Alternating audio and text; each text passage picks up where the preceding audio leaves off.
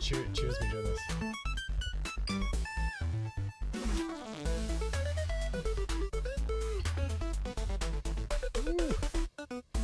That was a little strong, huh? Man, no, but I liked it. It was good. The whiskey has been sitting here for the last 20 minutes, just teasing me, so that we could cheers on screen. Hell yeah! It's welcome back. Hey, thank you. Appreciate it. It's taken a little bit of time, but we're back. It's been a month since I've been in the chair. I know. I was missing it. I was just telling Adam that missed it last week. But you and Heather did a cool show. Like it was fun. Good. Like health medical, conversation. Off the cuff. Not even sort of prepped out and planned. Not at all. And we got some kind of, wasn't there like hype trains? It was the biggest. Yeah, we had like 5 subscribers. Yeah, I was like, we were getting in there. I was giving it little whatever point, gems or something, so we keep the hype train going. It was great. It was fun. It was unexpected. It's like sometimes those ones you're like, oh man, we barely have a show, and then it was really fun hanging out with everyone. Thank you, Heather, for being there and filling in. Appreciate it. Do we have anybody out there with us this evening is the question. Yeah. Because it is a nice day out there. It's like, so it's darker, a lot later. Yeah. So you have like, you're probably outside, not necessarily here. Maybe we have to start. Mike Azul. Cheers to you, sir. We're having this one with you. Yep. Yeah, it's nice out today. It was like 100 degrees out yesterday. I was coaching Little League in the burning sun, no shade. It was intense. But we got Disturbed with us too, and he's out on the porch. So we really appreciate that. With the cat. That's fun. Disturbed, I feel like there was something that I was going to talk to you about, and I can't remember what it is, but it's going to be hard to talk to you about it. You need to go study. Study. You're going to have to let us know what you're studying for. I mean, you could be talking about Halo stuff. You could be talking about things that you could be talking with Disturbed about. Destiny things. I know there was some Destiny news, but we talked about that already. So I don't know. I will remember what that is. So there was a funny moment with Disturbed, and I got to tell you this one is so our buddy Ben, he's stepped into and he just like text Disturbed and I don't know when the last time we talked to Ben was Disturbed, but it had been a minute.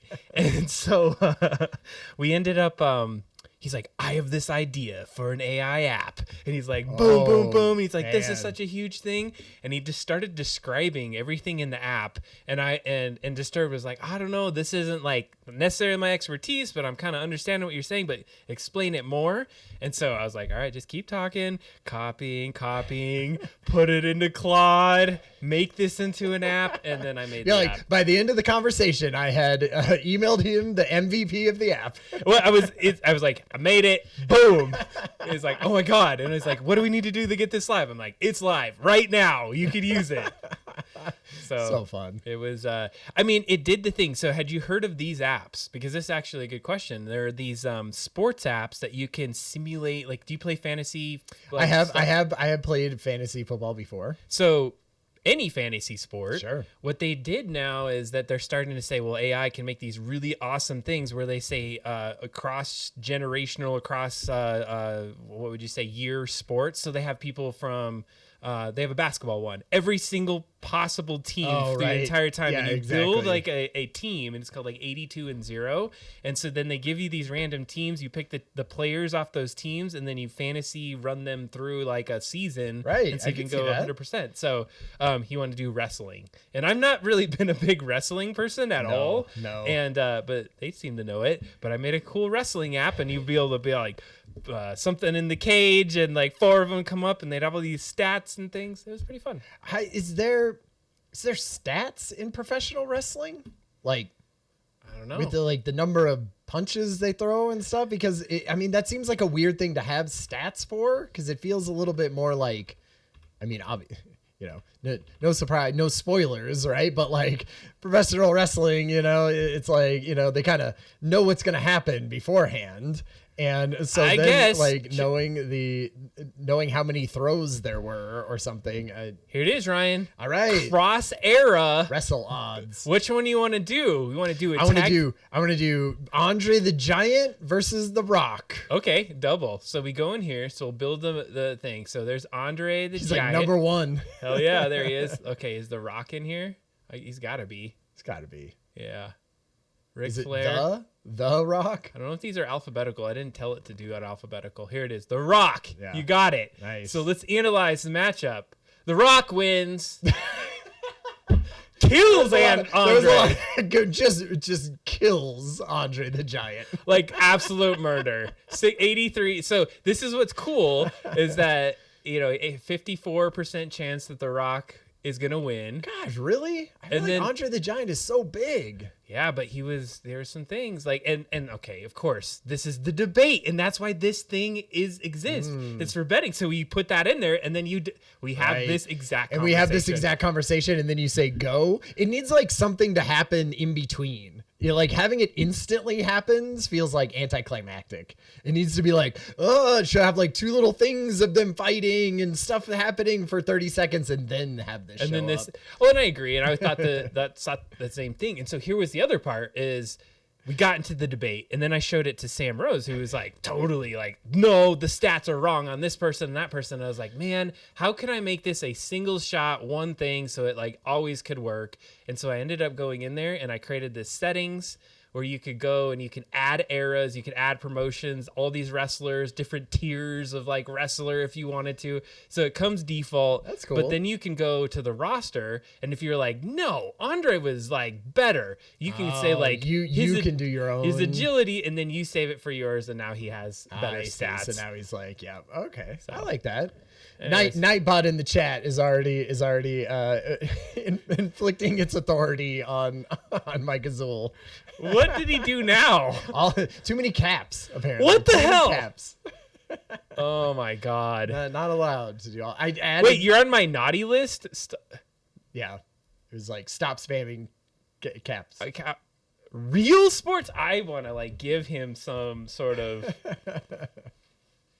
How do we take that away from him? I added some more Nightbot things for it to do as well. My so God. we'll see what happens. You need to give Mike Azul ability to change and like give him complete immunity. I can't. Like it won't let me. I have to like remove it for everyone. Oh my gosh. But, well, anyway. I feel as though Mike Azul should have some sort of abilities on this thing. No, Mike Azul likes being punished, so We have a really good show too. Yeah. Took some time to think about it. I would say serendipitously, Ryan, well, he said he mentioned it at a show before, so it was probably a little nuke in my mind and it blew up, but I had a thought and I was like, hey, this would be a great topic. And then Ryan put it as a topic and then we did the thing. yeah, we're going to talk about the anti-AI movement, basically. Like what does that look like? Where is it right now? What has sort of anti-technology movements been like before? And sort of, I don't know. I feel like I am an optimist and sort of pro AI. Like I do a lot of AI stuff and I work with AI at work and everything. So I feel like I'm always on the like, optimistic. AI is awesome and a fun thing. So I feel like I have some sort of bias in the back of my mind that goes like, no, we should be thinking about AI as such a cool thing. But it was great to go in and do this research and be like, man, we do talk about all the terrible things of AI, right? Yeah, but I feel like, do. I feel like it comes up quite a bit on the show and it's like, why aren't I more anti-AI, right? Is it just, I had to sort of deal with some of that as I was doing it. And, I also did this show with absolutely no, all the research and everything with no AI help. Like even so much in writing in Google, and I would instantly scroll past the little, AI summaries and things like that. You can say no AI. That's true. Yeah, you can just type in no AI into things, or you could use DuckDuckGo or whatever as a browser that doesn't do any AI stuff. But anyway, didn't use it for outlines or research or anything like that. So I'll talk about that a little bit during it. But yeah, I think it could be an interesting conversation. I think it's going to be a great conversation. conversation. I have some very hot takes on Ooh, it. I did use AI. Adam just used the hell out of AI for this thing. It's fine. No, but I thought it was a good juxtaposition. Yeah. So let's like land where, you know, both sides have gone. Yeah, what it was like. So, and I appreciate what's being brought up in the chat here is that there's concepts about data centers, and that is a piece of this whole thing. There's a lot of different discussions around this. It's really interesting, actually, just the different sort of cohorts that are coming together to be anti-AI. It's a very diverse, like a disparate group of like concerns about AI. Like it hasn't coalesced into like one political action thing against, you know, a certain aspect of AI and stuff. It's sort of all over the place right now. Sure. And a good time to then be talking about it, because if we want to, you know, have the discussion and push it in a direction, or like, you know, be empathetic towards parts of it and things like that, it's like now is the time to do it. So anyway, yeah, I'm excited for it. What? Hydration check, drink some water. Yeah. So this was a Nightbot thing that was on Justin.cool or whatever. What is that? Yeah. So I was watching one of his streams. You know, he was kind enough to come into our stream. Oh, yeah. And, you know, gave out some subs. So I gave him a little sub and was watching him do some 3D artwork and things like that, and talking a little bit back and forth. And he had some interesting Nightbot things, you know, that was like things like that. Like, hey, maybe drink some water, you know? Anyway, so I added a few. No, I love that. We are also streaming on YouTube right now. And I almost forgot, like, I didn't have a view on the chat. So, oh yeah, we don't want to abandon anyone there on the YouTube chat. You know what's funny is our YouTube subs and our Twitch subs are like equal right now. Or like one more on this. Like we really blow up that like freaking. We're going as we. It looks like it's working, so that's good to see. Perfect. All right, so Ryan, we do have some news stories, but before we get there, Ryan, can you explain what this new concept was? So we always did questions for humans, right? And I feel like this is in that similar vein.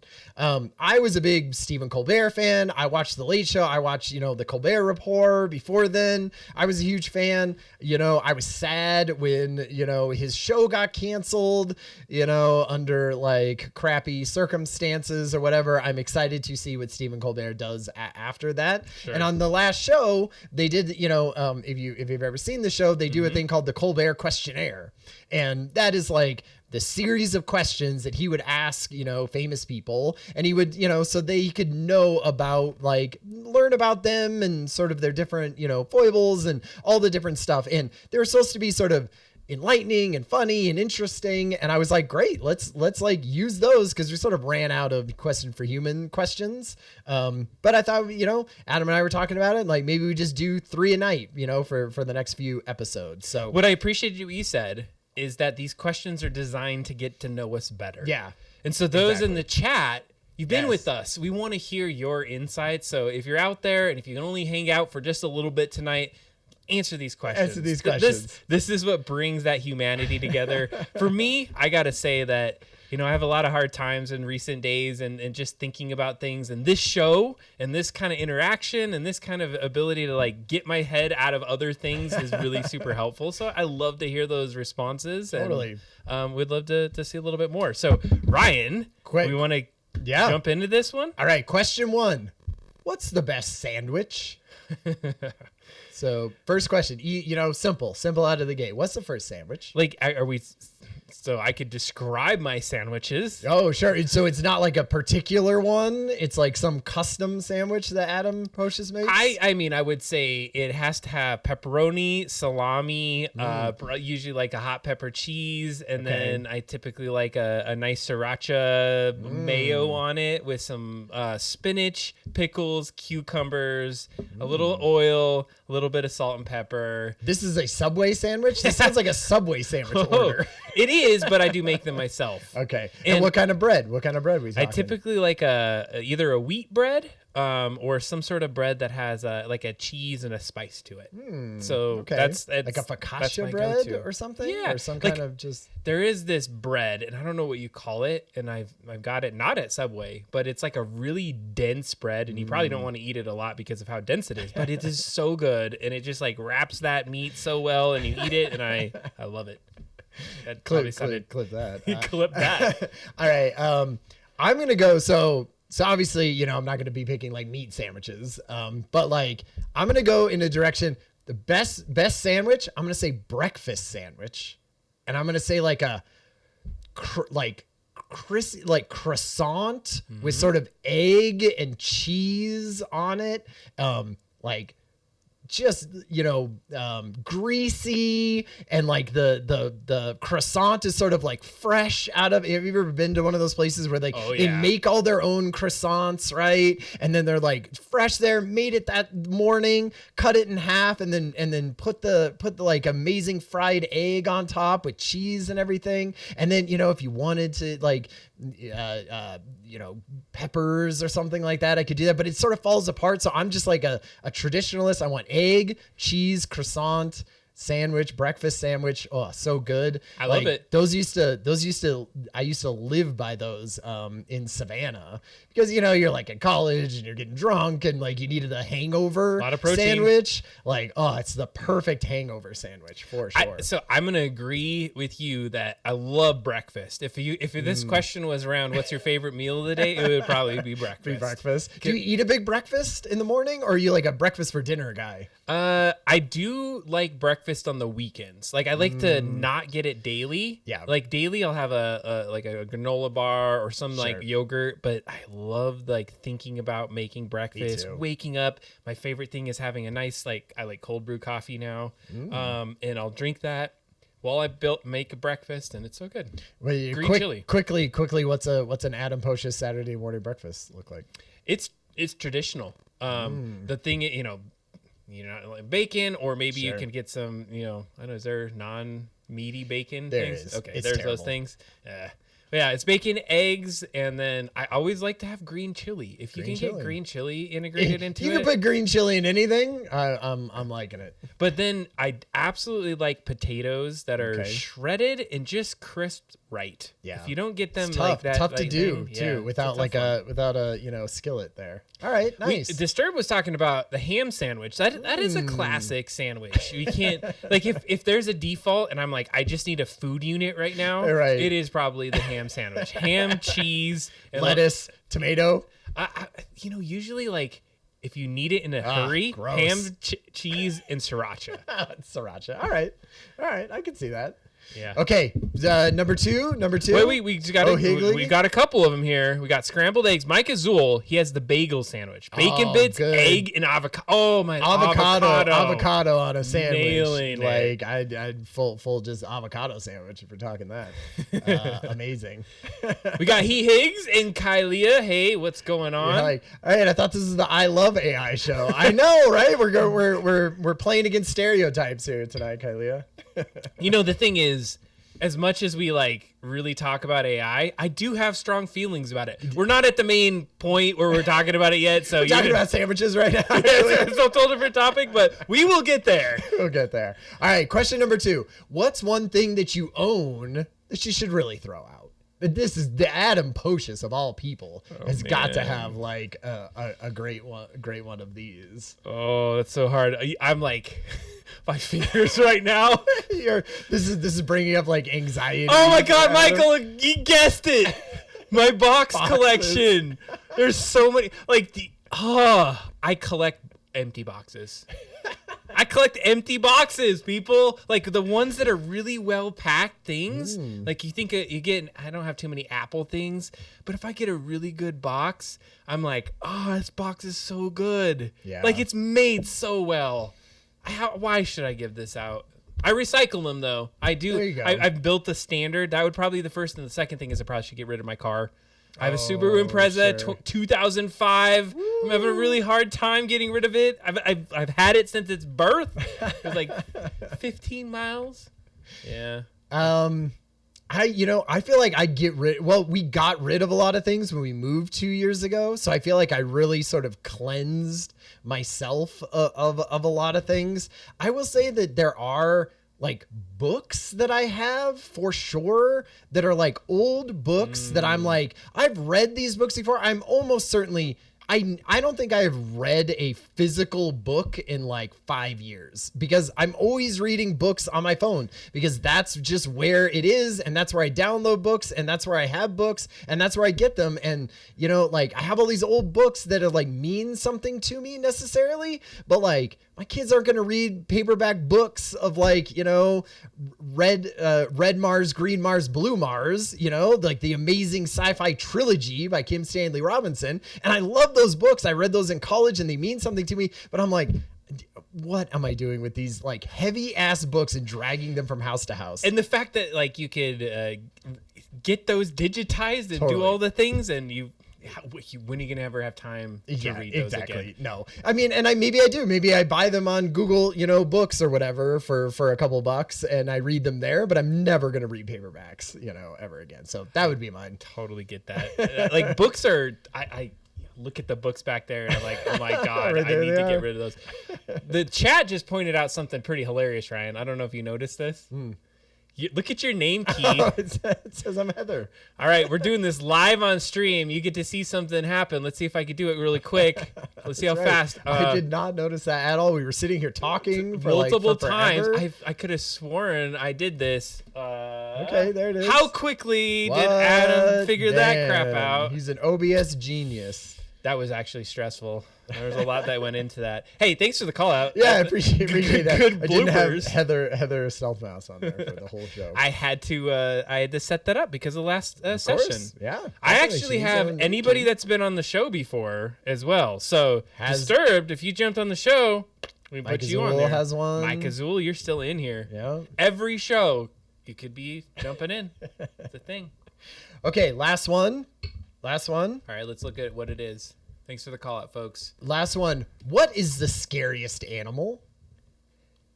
Okay, so I have some ideas on this one. Do you want to start? Do you have one? I have some ideas. Yeah, I mean, obviously there's lots of scary animals, you know? Like I feel like the first thing that goes to my mind is sort of like giant grizzly bear is probably like my biggest. When I see those videos, have you ever seen like the video and it shows like a bear running at full speed past the camera out in wild? Like that is a nightmare that I have of like, we live in Colorado and maybe we're more black bear, you know, like little black bear as opposed to giant grizzly bear. But when I see how fast those things run and you see them at the zoo with like their massive teeth and massive claws, I don't know. I might go giant grizzly bear as scariest animal. It's terrible. Did you hear about that guy that was like, he would go with his girlfriend and he would live with grizzlies? Grizzly man or something. And or then there was the one time where he was like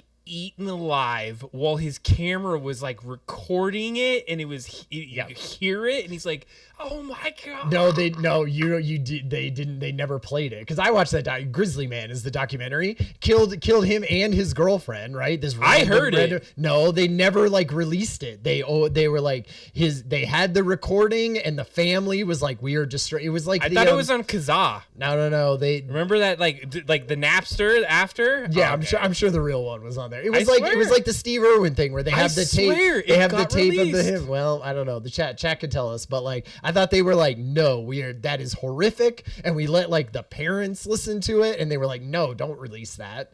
And why would they do that? Hey, just listen to your son get. I think they probably asked. If I had to guess, they asked them, you know. But like rewind that a little bit. Oh, is that when his skull was getting crushed? Yeah, you punk! You should have cleaned your room. This is a horrible parent. It's terrible. All right, those are good. That was good. Oh, we don't have yours. No, and so I appreciate. We got some really good ones in the chat. We got to talk about this. We got hippos. Yeah. I mean, when you say hippos, Ryan, when he had his big video debut on YouTube and got viral, you went to the zoo and they let you feed a hippo a watermelon. It crushed it. Yeah, right in front of me. I was holding my then 1-year-old son in my hand and feeding a hippo a giant watermelon. All for YouTube points. There you go. It's like we were recording that whole thing. You better bet. There was the chimpanzees. Remember the lady that had the chimpanzees and like tore apart her face terribly, and they had to like reconstruct it. Oh man! But then apparently they hunt down their own and kill it and eat it. Yeah, terrible. Ugh. Honey badgers, mosquitoes. Did you watch Nope? Have you ever seen Nope? I have. There's a gorilla scene where it freaks out and kills everyone. So I think I was thinking about this, and there's different situations, and I think creatures of the deep sea are like really terrifying. And so I imagine like a humongous, I don't even know, like sometimes killer whales or some sort of weird creature that goes really deep that will just F your world up. Yeah. That freaks me out. But I think that's where I would say like scary, when I think scary, because you have to go underwater. Yeah. Because you're already like out of your element at that point, right? Like you were in somebody else's element, you know, even when you're on land with a bear, at least like that's where I'm used to being. I could maybe pick up a rock or something, like treading water in the ocean while something below you. Deep, not knowing it, feeling like, have you ever been in the ocean? Something goes between your legs and you're like, just that little moment. That is like a primal like thing, like thalassophobia or whatever, right? Is like the fear of sort of big open areas of water. Well, yeah, that's a freaky one. I could see like giant squid or something being a pretty scary animal. So. Mike Azul going with the punch to the gut. Humans are most terrifying. Right. That's probably true. I've seen it up, horror movies. Freshwater snails are the top 5 killer of humans. How is that? What do they do? What's a freshwater snail do? Oh man, I'm gonna have to look into this. This is crazy. I don't know. We got some fights going on with Nightbot in the chat. Stealth Mouse has a perpetual fight with Nightbot. Can we rename it? Can it be something that's not Nightbot? Nope. Oh, man. That is what it is. This is a Ryan thing. I just want to say. Yeah, I know. You've said it every time, Adam. There was never a discussion about Nightbot. This is a double draft on the Hangout with Adam and Ryan. No, I'm just kidding. It's all good. It's like, you got enough people in the chat. I gotta keep them in line. That's right. You got Nightbat to come in. Nightbat, not Bot. He has to go. It gives a little bit of a boost to the things that are in there. All right, folks. It is time for something, and it is... From the Hangout, it's the news with Adam and Ryan. Love it. Did you hear that? Hopefully you did. Yeah. Hopefully you heard that.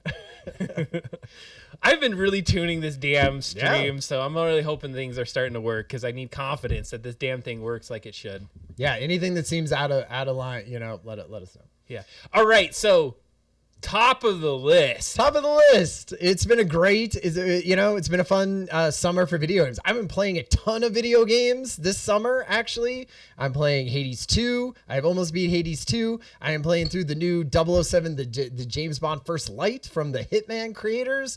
Such a good game. Amazing. And so, what would normally have been E3, like what E3 died a few years ago, but basically what happens, like something had to replace E3, right? And it was like sort of Summer Games Fest replaced it. And so what this is, it's like a big show, and people put out tons of demos, and they put out tons of trailers for games. And so a couple of them sort of caught our attention. If anybody else in the chat saw something that they thought was like super interesting from Summer Games Fest or from any of the Steam Fest demos and things like that you think would be interesting to me, I am interested, because I'm fully bought in on video games this summer. I feel like I was off for a little bit, but a couple of them sort of caught our attention. Do you want to start with the first one? I don't think we should start with that. I want to say, Kylia, safe travels in that plane ride. Thanks for tuning in an airport for the Hangout. Nice. That is amazing. Appreciate that. Cheers to that. We need to hang out one of these times. We had dinner once together, and we haven't done that. So one of these days, maybe we can do that again. Totally. All right. I think we should do the one that you and I both know and love as the final. Oh, this is the final one. Sure. Because then we can talk about the others, because I do want to talk about it a little bit. Okay. And I don't know enough about it, and I'd really love it. So do you want to go with this guy? we'll do this one. So this is one, I mean, maybe not everyone thinks that this is sort of the most exciting announcement from Summer Games Fest, but man, Rayman Legends is one of my favorite games of all time. So what this is this is I feel like a very precision platformer. Okay. And better, than any of the sort of like really popular platformers, just like the preciseness, and it was just super fun. It has Is this lots in-game of graphics. Yeah, so like this, so what they've did is they've redone the graphics for it, right? So I don't know if this is in-game footage or whatever, but like it looks great. It looks way better than it did, when it came out like 10 years ago, probably something like that. And the reason that's hit so hard for me is like me and my family and I still play this. We had a segment on Double Drop Down called All the Teensies or Die Trying or something like that, right? This. And Kathy and I played this because we love this game. We still go back to it, as like a family 4-player couch co-op. You can play this game, which is amazing already. And like they're coming back in fully remastered, one full like world they're adding to it. Like is this a remake? So it's a remake. It's a remake of the original game with all new graphics and stuff, new cutscenes and everything. They got all the original voices to come back and do things. And like, gosh, it looks beautiful. If you had known what the original looked like, it would be. I know it. I've played this. And so anyway, and like new Kung Foot. So Kung Foot was a multiplayer thing that we played a ton of and had fun with, and new time trials and all the good stuff for this. So I am super excited. So the thing was too, is this studio that did the original got bought. It was like Ubisoft, and then they got broken up, and I was like, we're never gonna get another game like this. Like they're never gonna get the sequel to Rayman Legends. That this, maybe they'll put one out, but like it'll be a different studio and they won't do it as well, right? But it's so cool that we like got a new one. It has new graphics and new all this stuff. I am like incredibly excited. As soon as I saw that, I sent it to the entire family. It was like it was our group chats like thing for the day, was talking about how amazing Rayman Legends is. I love the group kind of play on that. Yeah, like exactly. Couch co-op. We're seeing couch co-op on the chat. They're like, would love a 4-player. How does it work? Like, how does a 4-player work? I'm curious. Because you're staying on the same screen. Yeah. Right. So like it's very movement based. Like it's sort of pushing you forward constantly on the screen.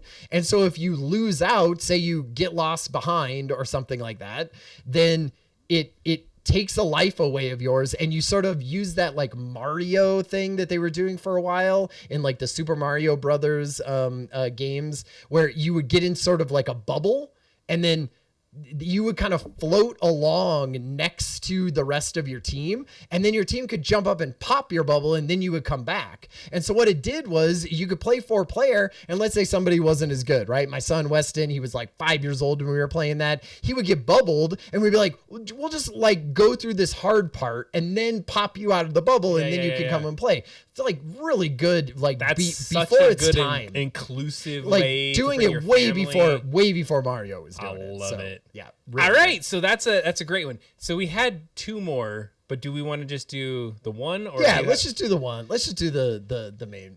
one. So there's a couple in the chat might know this. So I've had some. Let's work this one up before we show it. I mean, somebody's got to know what we're going to talk about. I know that Disturbed for sure knows what we're going to talk about. Mike Azul, you're going to have a really damn good idea, because I think you won an Xbox that had something around this topic. I didn't know that.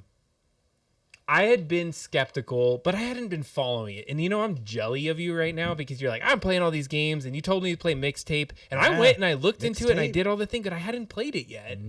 And Mixtape, I need to play some video games. I need to stop being so damn serious and like stuck in my head and doing all this other crap. I got to play some games. I'm gonna get there. I'm gonna do it. But this next game kind of hit me out of nowhere, because I knew it was happening. And then there's this guy called Mint Blitz, I believe it is, that he's a player that absolutely loves this. And they did a little comparison between the original, the remaster, and this version, which is Halo Campaign Evolved. That's a great little thing around it. So if you're not Dead or Alive Volleyball Redux, no. So Halo is one of the games that I think, Ryan, you and I really bonded over this Totally, game. it's true. I mean, at first it was Tony Hawk. Yeah, you got to that's be true. honest. Like that was our first. That was our first. That was game. PS2, level. But this is what our names came from: Right? Abdonimus and Trienemy. Was like us coming up with our Xbox Live names so that we could play Halo 2. Has like strong ties to our like you and I playing games together. You and I used to be really good as a co-op team. Totally. Remember when we used to play like the two of us at Disturbed's house? Yeah, exactly. We would used to get these humongous like CRT TVs, and Disturbed would throw these like cool LAN parties. Like we had the legit parties there. Mm-hmm. It was such a good time. So we have, and it was just a router. You would just put a link there, and we'd plug them all in. You had to buy it, and you had to play 4 people on a single screen, and those like we would play a little cardboard in there. It was a crazy thing. So what Halo has, I want to explain what happened. Like, why is this a big deal? Mm-hmm. Is that Halo came out? It was on the original Xbox, and it was like kind of their Mario of the Xbox. And one of the things was cool is that they were going to originally like release it on Apple, and there was going to be a third person thing, and then they like converted it to this, and they created this cool it's called the Slipstream engine, so that it looked really good. The physics were amazing. There was all these like things that were different than like the games at the time, like the Dooms or the Wolfensteins or the Counter-Strikes. And so what ended up happening, got super popular, everyone loved it, and then of course they remastered the game. But one of the problems with Halo, and I'm going to just put problems on quotes because it's up to you perfect. if you think, I think it's perfect. If they never thought it was as good looking as a lot of the games out there. Right. Like if you went and we played Gears of War back in the day, it was built on something called an Unreal Engine that had a really good graphics. It looked so immersive. And so Halo had always had this problem that it looked kind of little potato-y. Yeah, sure. So the big deal here is they said, we're dropping the old Halo engine. They're still using this like slipstream kind of like physics stuff, but we're doing it on Unreal. Yeah. So I just wanted to like put that as a preface. And the original Halo is called Combat Evolved. There you go. Haha, it's still get CE in there. Halo CE. Campaign Evolved. So we're just gonna take a look at this. I've been impressed. I've been looking at some stuff, so I'm not gonna even Yeah, and so there's new stuff in this too, right? Like it's not even just the remake, just like sort of Rayman Legends retold. They added things from before this mission hits. It's like you and Sergeant Johnson are going through and doing some preliminary. But these are like in-game footage, and they were saying like the water is amazing. Like this is one of the best looking games at this point. Some people were like really crapping on some of the voice acting in certain areas. Everyone was like, oh my god. I thought they brought back. Didn't they have like some of the original? They did, but there were some people. Everyone has an opinion. Yeah. But there's like a new. There's supposed to be a new enemy type too. I don't know if that's just for the preliminary mission. So a year before Halo, and then there's the actual. It looks, and they were like explosions are better now. Oh yeah. And you have, if you've never really seen Halo, you're just like, oh, that's Master Chief. But and I thought it interesting, like they're putting skulls into this one. So, the later Halos had skulls in them that you would get. And hijack ghosts. Exactly. You can get energy swords now.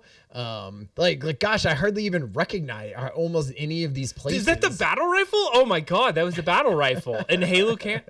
So yeah, they said that they're gonna have more modern stuff into there that they've been bringing. I imagine sort of more modern controls. Probably Brutes were never in there. Brutes were definitely not in there. So maybe that's one of the new. And this looks like all the new stuff, but it's like I saw some footage of the actual original, and it looked very similar to what you would do in the original campaign. Yeah, were those like a special elite? That was maybe we need like a special Sunday, space co-op. mission. Yeah, exactly. I feel like you and I need to play this, on stream at some point. They're not going to do co-op together, are they? They screwed up and did not put couch co-op in Halo Infinite, and this game was played couch co-op. Like, how could they not? I don't know. This is looking pretty good. Anyway, I think it's fun. Like the whole connection with Sarge looks pretty cool. I don't know. End of July. Halo, so 343, they're the company that made this. A lot of people were like, they screw up everything, and they rebranded themselves to Halo Studios. Yep.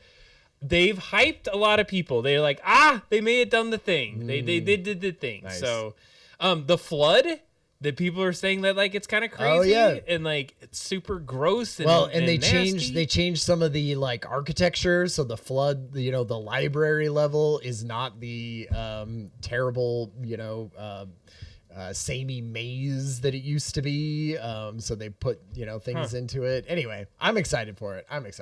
We spent a lot of time on this one, Ryan, but I think it was worth it It because was worth it. how much when did that come it's out? A huge part. It was a huge part of this show for like literally a year. We played Halo. When what we used to do, I feel like we're getting all nostalgia and then we'll go on. But you and I used to play like every new one would come out. We would play the old one, and then we would like play all the way through them. And then there was a moment where like, there's no way. Like if we did the 24-hour stream this time, we could say we're gonna play through all the Halos. Yeah, like we could almost do that. You could. Yeah, I feel like we could play through all of the Halos like on heroic or something. They're definitely our roots. All right, let's get into some news because we got to get into AI Backlash soon. Yeah, exactly. So we got 20 minutes to get into that. Ryan had some good kind of hits on some of the news this time. So Ryan, I appreciate you because you're talking about 3D printing a lot. I feel like I must search 3D printing enough that like it comes up in my sort of news feed. But we have two cool 3D printing stories. I'm always really interested in like, why aren't we printing more affordable housing for everyone, right? If like this technology is here, like, gosh, we need to scale this up. And so in Europe, they're 3D printing this giant apartment building complex in France, and it's sort of doing that same thing, like the 3D printing of this like very specific kind of sort of concrete and printing it out. And this is one of those ones where they're small apartments, right? They're sort of like 800 square meters of living space, like in these kind of 12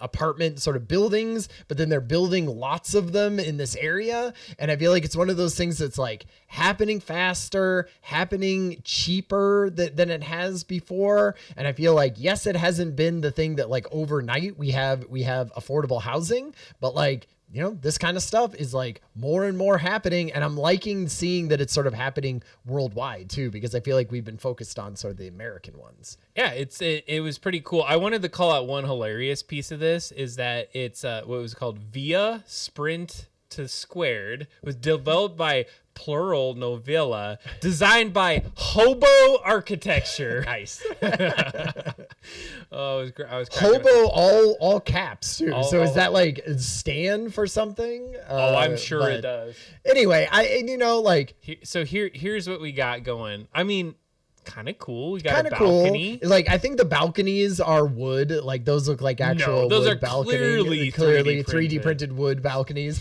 But I mean the main sort of structure of it and everything, I feel like it looks pretty neat. It's just one of those things where like, gosh, housing is so expensive. We're getting so many more people, and to have affordable housing that you can build quickly and for people so that they don't have to spend, 50, 60, 70% of their income on housing is great. If the people that are charging for this are going to actually keep and allow that housing cost to be passed on to the people. Like I agree that maybe they're not at this point, right? But as soon as you get something, it's like that's how all technology works, right?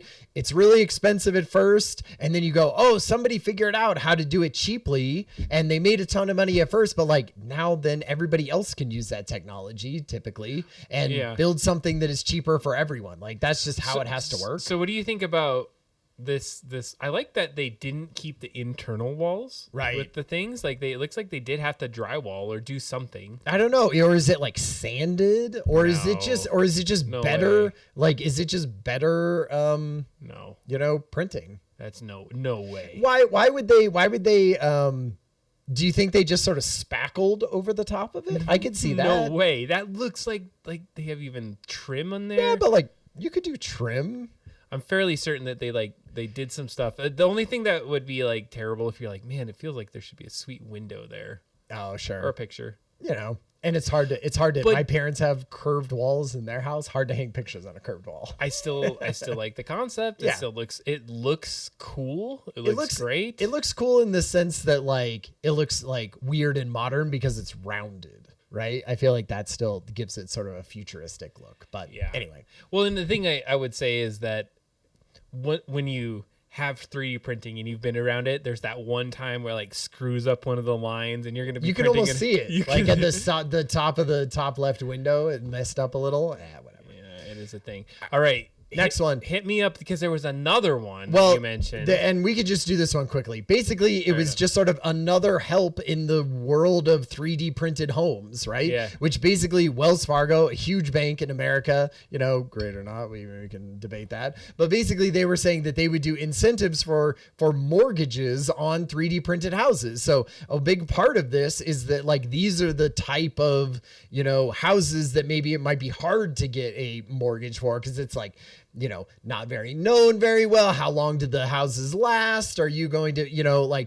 it was hard to get one of these. And so what they said is like, hey, Wells Fargo will not only like back those types of houses, but give you, credit lender points or whatever. I'm not exactly sure what that is. Like I knew a little bit about it when we were buying our house a couple of years ago. I learned about it, but like, it's basically sort of them saying like, hey, we'll throw in a little bit extra for you to be able to get the loan and like, make it easier to make these sort of purchasable by normal people in real life. And I was just like, great. Another sort of rung in the ladder of getting more people into 3D printed houses, which I feel like is cool.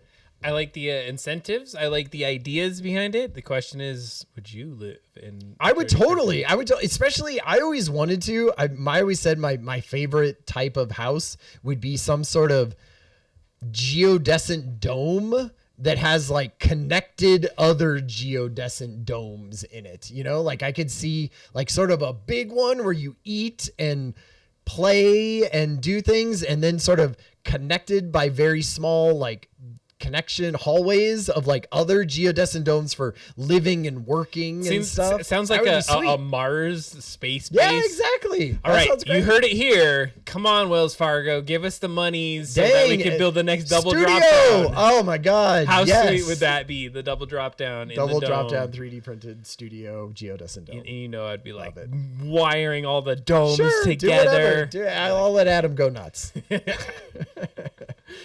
Oh, wait, they're even worse than curved walls. Yeah, that's probably true. Because now you have curved ceilings too.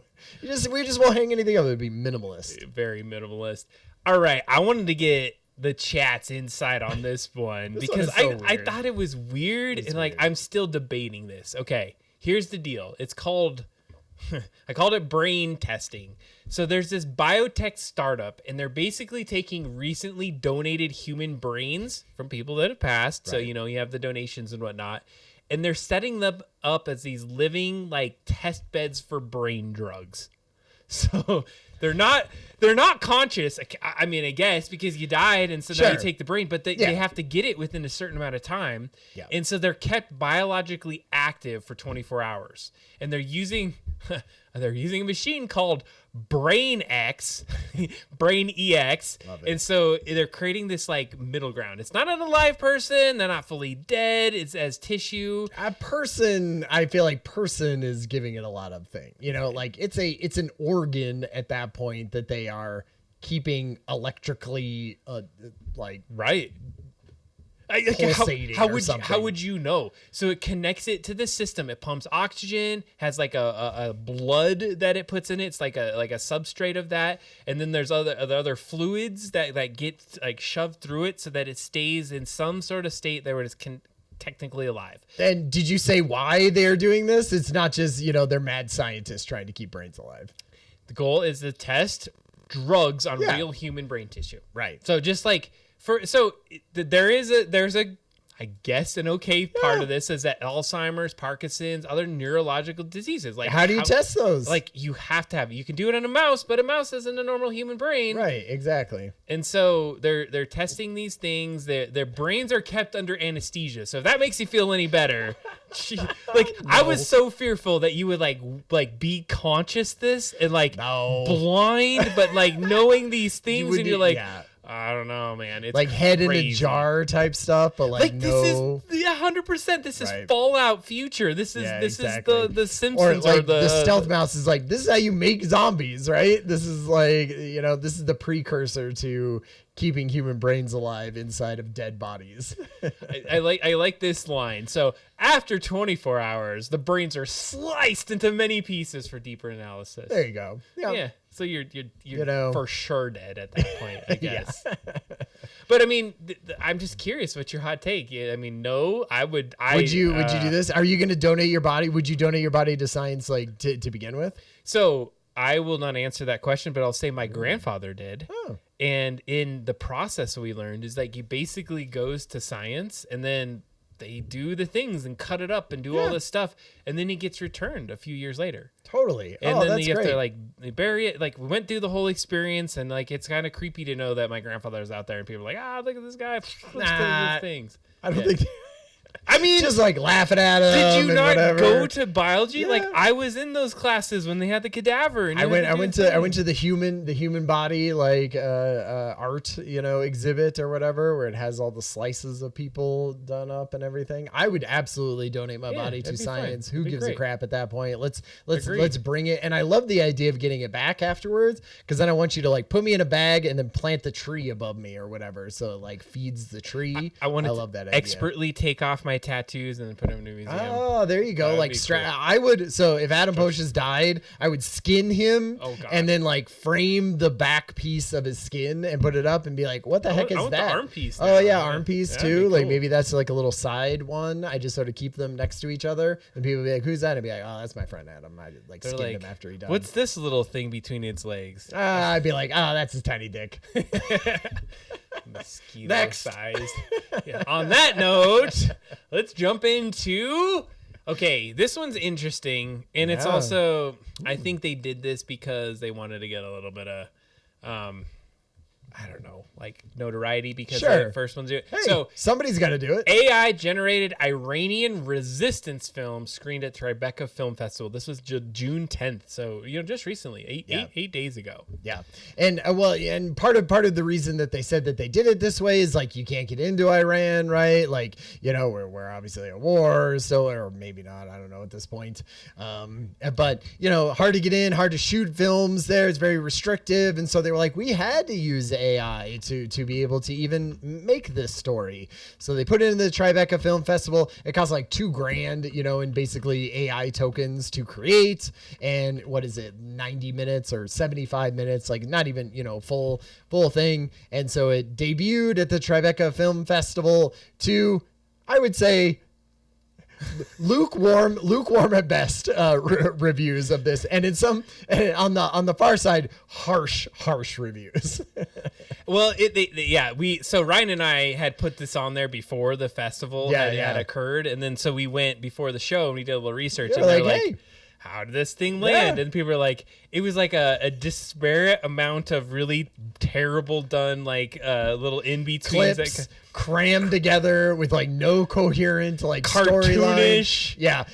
We lots of what is that called when you see 3D models and they don't look exactly like humans, and what is that gap? Dang it. Yeah. They were making a bunch of PS2 kind of badly created models there. I know what you're saying. I don't know the word. God, I'm really bad. It's killing me. Think about it. It's going to pop up in the middle of something like. But anyway, not great. But there we go. Uncanny Valley. There it is. But it's one of those things where here's the thing that I have, like, yes, this is terrible, right? And somebody did some crappy documentary and it sucks. someone is going to do a great one of these at some point. Someone is going to figure it out and get the right prompts and have the right things and have a good director, you know, like the visuals are only so much of this, you know, like a lot of it is the script and the direction and all of that. Someone's going to do a good one. And I feel like it's really going to blow people's mind and have them think like, ooh, where are we with, you know, AI technology? I think it's happening right now. Yeah.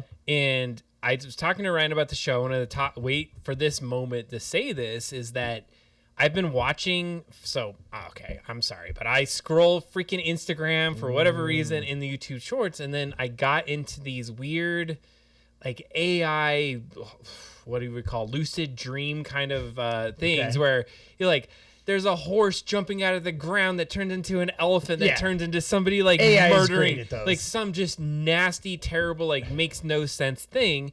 And so I kind of like looked at a couple of them, but because I apparently stayed on it, the algorithm said Adam wants to look at this. Yeah. I found this one, and I'll have to post it in the Discord. But this guy started to build a world in there. And the world is like a post-apocalyptic future, kind of like really gruff guys and like a bunch of like cyberpunk future version of something. And so they made a couple of them. They're like yelling at each other, punching each other, you know, the normal stuff. You're like, okay, that's fun, but like I could tell it's AI. Then they landed the plane on this one. And the whole concept is that like in the future, it's like apocalyptic. And these people, they go put these like headsets on so they could go experience the past. And it's almost like a VR, and you pay your money, and then you're able to like relive not being in this cyberpunk future. And then that like it goes out. And so there's this one where this guy comes in with this skull, and it's like clearly an animal, and he's like, can you do it? And he like puts it in, and then he goes in this world, and it's this whole story of this dog that he found, and then how he got like basically put in prison, and the dog, and it just like goes to some of the cartoons that we watched, like the dog waits for him outside this prison. I saw a Futurama episode. Yeah, it was a Futurama. And so the dog dies waiting for this guy to come out, and he finds the bones, and he goes and he wants to experience what the dog was going through, and the dog loved him, had a great life because of it. And then everyone in the chat was like, oh my god, this is the first time that I actually cared and like had tears, felt emotions. Nice. And I did too. I was like, this was a really good, well done thing. I was like, we're on the cusp of some really amazing things that people are going to be able to put out that we're not going to be able to see. That's awesome. I love in the chat, Mike Azul was saying there's a great interview from the director of Backroom on his Backrooms on his thoughts on AI. He'll share that in the Discord. I'm really interested in that because that is a cool movie, you know, sort of headline that is going around, right? Because he's like 20 years old and did this amazing thing, grew up, you know, producing things on YouTube and all of that. So I would love to see that, Mike Azul. And Nightbot is all up on your nuts. Nightbot, I feel like is tuned up to, like, Nightbot is posting too many times. I need to dial that in. Yeah, all right. You're gonna have to we're gonna have to have a Nightbot show of like tuning freaking Nightbot live. No, it's fun. It's fun to just have it go off and every 2 weeks. Nightbot is try hard. It's true. It is so try. Or like it so wants to love. It's like the stealth mouse, please love me. Please love me. It's never gonna happen. It's never gonna happen. It's the highest posting in our show right now, which is not good. All right, we should talk about AI stuff because we're going to talk about. We're about to get to Backlash. We're about to get to Backlash. One of the biggest things though, like, I mean, Anthropic has been in the news quite a bit that we have been talking about. They put out this blog post basically that they were saying that like, hey, you know, recursive self-improving AI is like, either we are on the very cusp of that or like we are in it, you know? And that is what every single AI company has been trying to do. Like, it's why they went through programming first. It's like why they are trying to build things that can then build themselves, which is basically what that recursive self-improvement is. And basically they go through a bunch of statistics in this blog post that say, hey, here's how much of the new version of whatever Claude is, which I assume was sort of Mythos at the time, is being built by the previous version of Claude. And, you know, it's just like more and more and more. And mostly our software engineers are sort of checking it and prompting it and sort of, you know, gating it around the edges. But for the most part, like a majority, if not like 80+% of it is being written by its previous version of itself, which like, man, if we're talking about sci-fi dystopian things or AI 2027 type, ideas about what the future looks like, man, we are right on the cusp of that. But also, like we said before, Anthropic is not afraid of exaggerating maybe some of their own claims. So, well, I did hear quite a bit. Like there was the lead programmer of Anthropic was saying that he doesn't even code anymore. Yeah. He's just like has all these AIs that are doing things for him. And I heard that Gen AI is out right now, according to like a lot of the frontier model people that are in that. They're like, nobody does the prompting anymore. Yeah. Prompting isn't a thing. It's about loops and automation and agentic AI. It's agent orchestration, right? I mean, we talked with Mike Shipley, a few months ago. He's a software engineer, talked about the same thing. Like it's way less, you writing anything and more you directing and orchestrating these, AI agent swarms. I don't like that. Like that makes you uncomfortable. I get it. And he feels like it's going too fast. But so I think that the idea that it's building itself, we're at that weird cusp where is this the Terminator moment? Yeah. And here's the thing, and I'm going to just pull in something that wasn't like an article. I don't know if you've been following the news and the Ukraine and what's happening in Russia right now, but there have been documented 100% fully autonomous AI killbots. Right. That are going off right this second. Totally. And I think the fear, and we'll get to this in AI Backlash, but is like once you get to a certain point, when is it going to be stop control? Like what if one of those little drones somehow had a little glitch and flew off? Yeah. And now it's just like, it's going to murder people up until it then.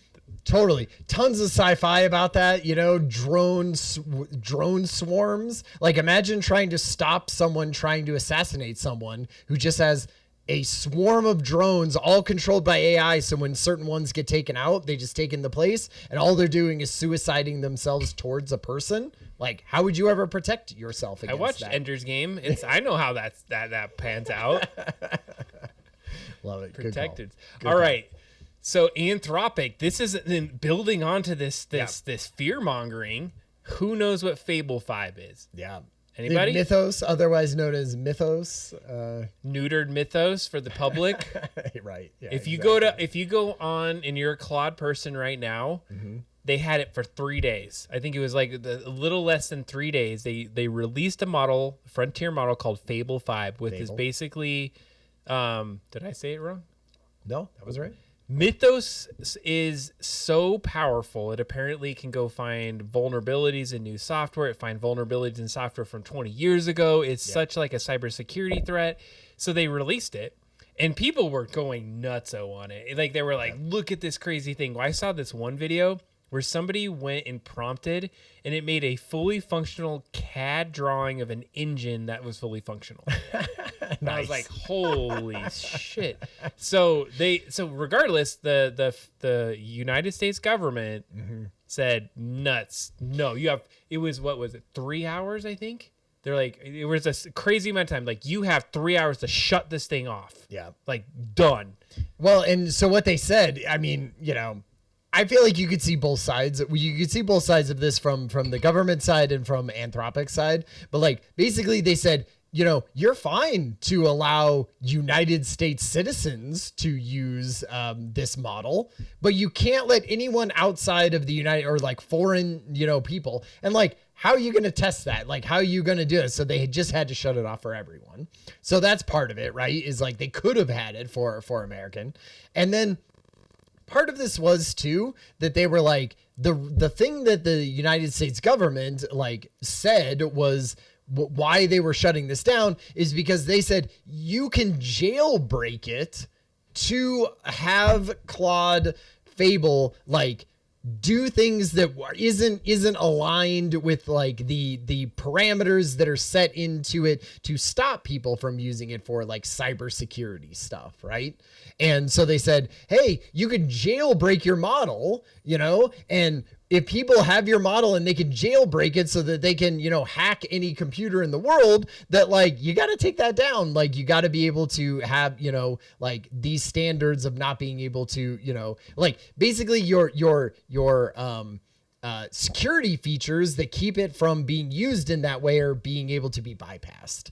And what Anthropic said is like, those are very small, like outlier things that when you say jailbreak, like you're not just getting the whole version of it. You're getting small things maybe around the edges that we already know about and that other models can do, So you're saying like, oh, they can jailbreak it and do this. Well, like ChatGPT's model can do that, right? Gemini can do that if you asked it right, And so they're sort of saying like, you know what I think? I don't think you're actually thinking that we are this cybersecurity thing. I think what you're thinking about is you're freaking pissed at us that we didn't sign on to your, global surveillance and, tracking of every U.S. citizen and autonomous, drone killbots. And now you're punishing us because, you found some random thing that every other AI chatbot of this sort of, frontier level can do. 100%. Yeah. That's what we're saying there. Like there's other ones that are out there. Right. But I also feel like what a great way to like get your model out there and be like, we have the best. Well, and a lot of people went, this is sort of Anthropic's fault. They went out and said, oh my God, we have this godlike model that can hack anything and do anything. And you came out and said that, and then you went, all right, now we're going to put it out. And they went, maybe you shouldn't release your godlike model that you kept saying was so powerful and crazy. Yeah, we're going to reel it in. Of course that was going to happen. So some of it is kind of like a backlash to how they were thinking about it. And some of it is just kind of like maybe their own hype biting them in the butt. But so I don't know if you've looked at the insights of the CEO of Anthropic and like Dario Amodei. Yes. And his perspectives on AI, like he's sure, written some things that totally. like there's this whole religious thread where we're not going to get into right now. Yeah, but there's this also the thought like AI would be our overlords that decide what we get and what we do. And he's written these poems and these things, and like I think he's like legitly trying to push deep to get to this point, and it's a little scary. And I think that's a really good kind of precursor to what we're going to talk about a little bit. Yeah, definitely. Okay. All right. Should we do? I think we got to do just a video. We do our video, and then so every news section for the last 6 months or whatever has ended with a robot video. We always got to do what's happening with robots, this week. Ryan thinks this is not for the reason I think it is. This is a very professional and non-sexual way to think about robotics. That's right, Ryan. So here's, what is this? Lifelike robotic face. Let me hit the play button on this. I mean, I feel like you could just loop this, but like, this is one of those things. I mean, it is a realistic face mask. Like all it's doing is sort of looking around. It's not one not talking, one not doing anything. It's just kind of staring. Why does it have boobs? Maybe. Well, I mean, yeah. That part of the model is like not realistic, right? It looks like a mannequin. I get that, but they're just kind of like inferring like, hey. Yeah. I mean, I assume they want it to be like sexy looking so that it gets lots of, Instagram views or whatever, which we're giving him quite a few here. But like, I don't know. What do you think? Is this like some new age of robotic lifelike? We're getting close. We're getting to the point where this thing is absolutely gonna be a sex bot. I'm like, let's just not even sugarcoat this. Like, there's some cool. Why is it not a dude's face then, bro? Sure. Like, why are we not getting some diversity here? Why is it like an anime porn kind of face? Yeah, I mean, I agree with you. And I feel like I would be more impressed if it wasn't just sort of looking around occasionally. Like the one shot of it talking is sort of far away, and like this part, right, where it's talking, and that seems very like, oh, it's very stiff. I don't think it looks great. I think they just have gotten the like plastic that wraps around the horrific Terminator robot head looking better than they have before. Like this feels like sci-fi makeup, you know, like or you know, cinema makeup more than like any new robot technology. It's the little like I don't know, the glances and sort of like the movement of the head and looking up and more human. Yeah, I guess so. Can it be customized? Asking for a friend? Could it be customized? I can see the people like, I want it to look just like me. Oh man, that's so gross. Oh man, or like Celebrity. There's a Futurama episode like that too. The Lucy Liu bot. Oh my god. I mean, that's the thing. You're gonna have that. It's like, oh, I'm so turned on by you, user 347. Okay, here's the deal with that is that a future version is when you lose your loved one, you're gonna have your robotic version of them that has the AI learned version. I did a YouTube short on this. Yes, you did. Yes, you did. I mean, in certain cases, I got to be completely candid. In certain cases, that might be exactly the same relationship you had with a robot version of someone versus not, depending on the depth that you have with that relationship and that person. I guess, but then it's not that person, right? It's like a facsimile of that person. But I'm saying the thread of what that relationship was. So yes, not that person. Sure. But if you imagine the interactions that person had with another, like tell me that you don't have secrets about you that I will never know in my life. Of course. And so you have this robotic version that at least had like 90% of what I would do. Right.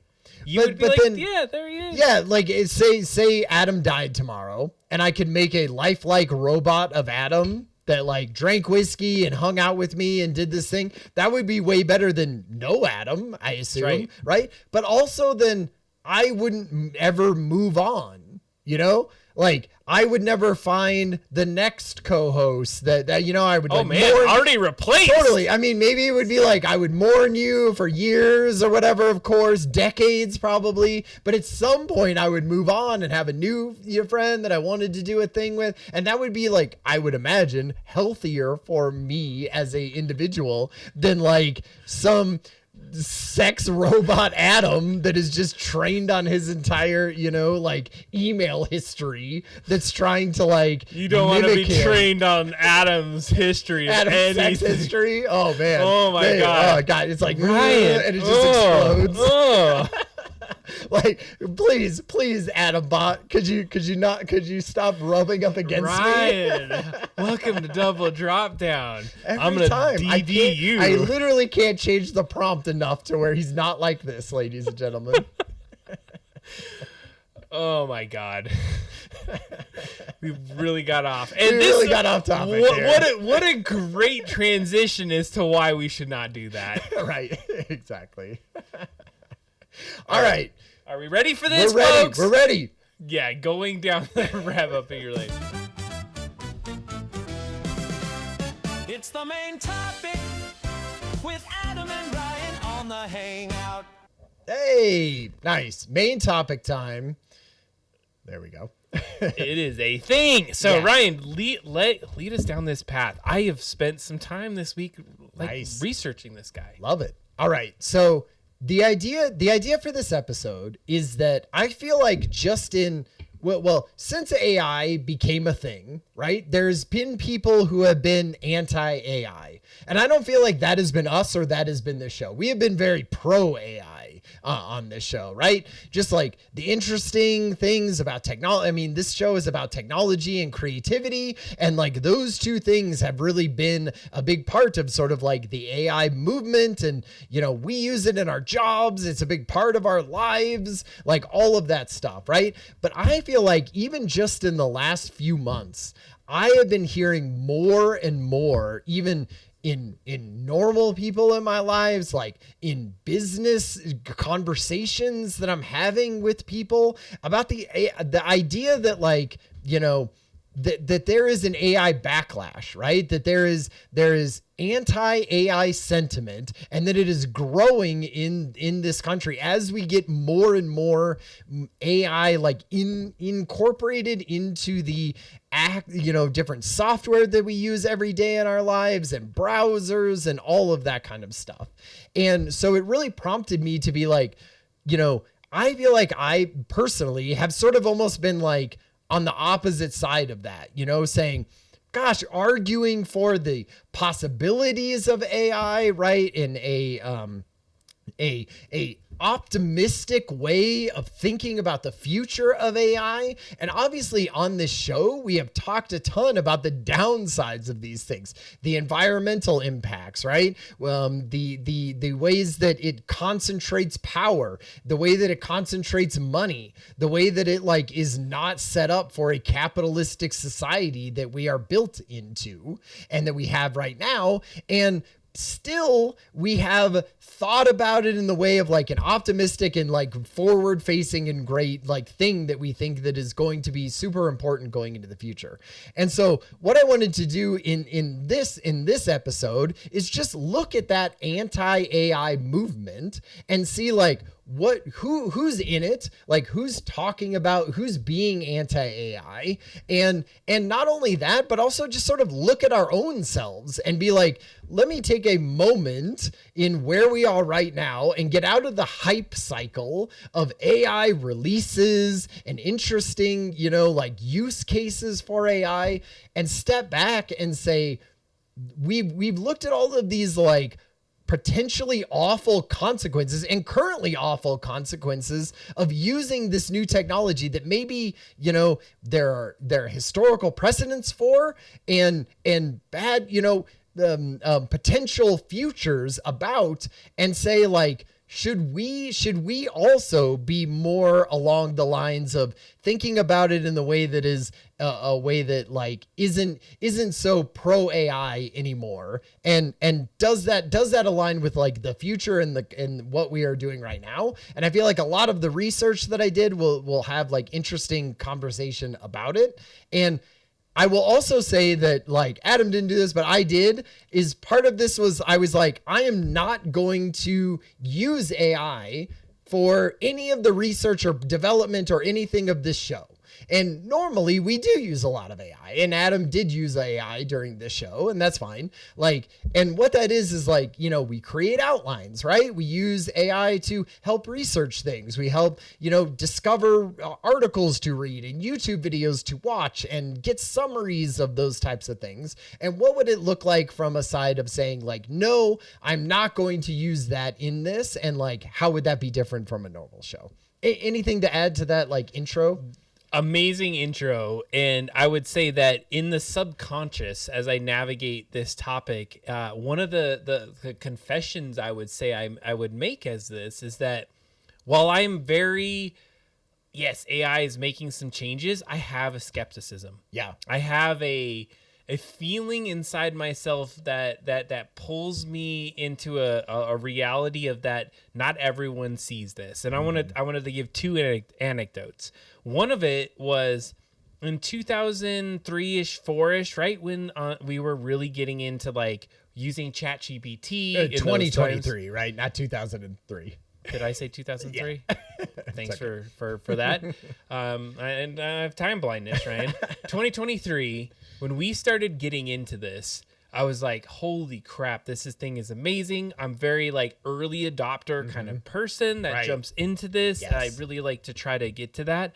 But there was a piece of me too that was like, man, I don't want anybody else to know about this. Like, this is like a great thing. Like, I can really push forward. And the fact that it's gotten so broad and crazy is amazing and also scary. Yeah. But here was the thing. At that time frame, when it wasn't completely like across the world, I remember being on a social media site, and I remember like even showing a Dolly picture at the time and posting it, and people like, AI is not going to be a thing. Nobody's going to even talk about it. And I was like, no, I swear, like it's going to be a big deal. And they were like talking crap about me. Yeah.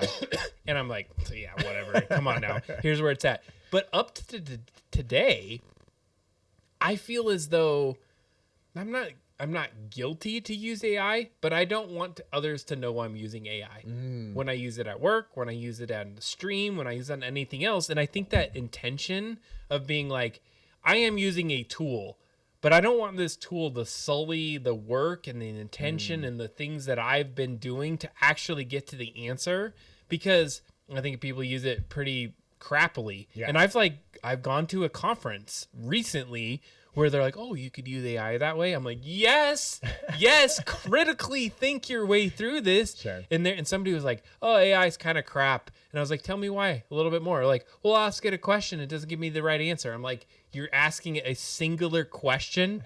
And they're like, yeah, it doesn't give me any kind of insight. Sure. And so my point is that I think the way that we look at AI backlash has to also be through the perspective on how people are leveraging it, and how we're starting to see how it's developing in the future. And there's got to be a point too where we don't have control over it. And that's a little bit where I think my backlash would be, is that if we don't have full control, it's going to get us into a position that is going to create a future that we don't want to necessarily be in. Yeah. I mean, you're absolutely right in the sense that like it is this wide spectrum of use of AI. And that's just because it's so new, right? Usually in the past, you had time to sort of acclimate to a new technology and incorporate it into your lives. And that might take a generation, that might take decades minimum, right? To get spread across there. And so you had time. Early adopters could be in, but then, late adopters could still be in there and sort of learning about it and talking about it. But because it's so fast now, like, there's no time for that, like, reflection about it. And you're going to have people who are at the high end and who are at the low end. And, we just don't have time to have everyone catch up to that. So if you want to talk, like, I mean, I feel like the first part that we always do is sort of like the early versions of this type of thing, right? Because, there's always precedent that we can look at to where we are today. And I think one of the biggest ones, the ones that like if we look at, past technology revolutions or just resistant movements before this, like everyone would have known about like Luddites, right? Everyone has heard this. Everyone has, heard somebody call somebody a Luddite. That was, this was a movement from Europe back in the early 1800s, and only lasted for like 5 years, from what I can tell. And, those types of things are, really, this movement probably isn't even, there was probably not even a person, named Luddite, like that I know that they say is actually there. But what it is it was just like a movement for textile workers who are against automated machinery to replace weavers. And they were not even just like against the technology specifically, like not even just against that specific part of it, even though that's sort of what the lexicon has brought it towards with this.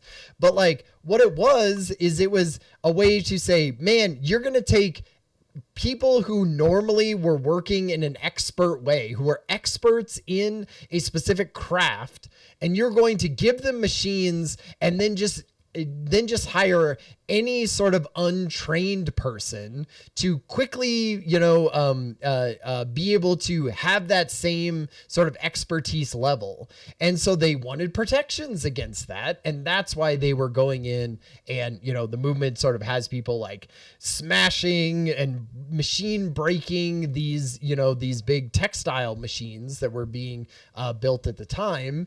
And, I mean, a lot of that, like it only lasted 5 years, and it really died out quickly because the government came in and went, no, we want these technologies. And so they made machine smashing or whatever they called it. Like they made it illegal and punishable by death. And they hung some Luddites who were there to be like, yes, I'm going to smash these. And they made an example of them and they hung them or they deported them. And they really made an example of those people. And so it only lasted for like 5 years and went away. And, but that sort of term of people who are kind of like not only against technology, but against it replacing human workers has still lived on.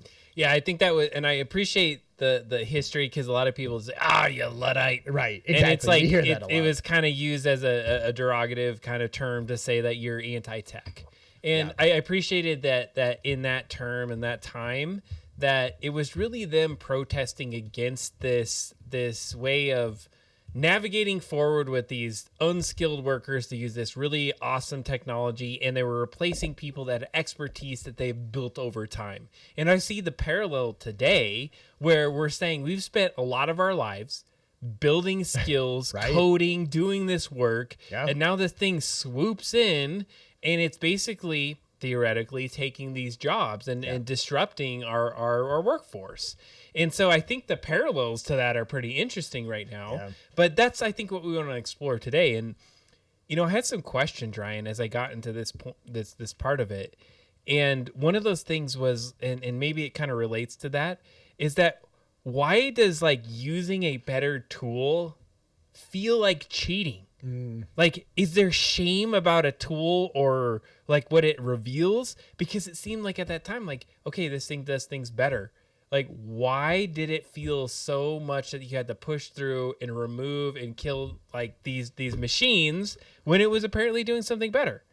I mean, I feel like that happens all the time with technology, right? Like, I imagine the very first person that sort of had a calculator was like, this feels like cheating, right? And now we don't think about it like cheating. That's just a tool in our bag that we use to, quickly add and subtract and multiply and, divide numbers and even more complicated things than that.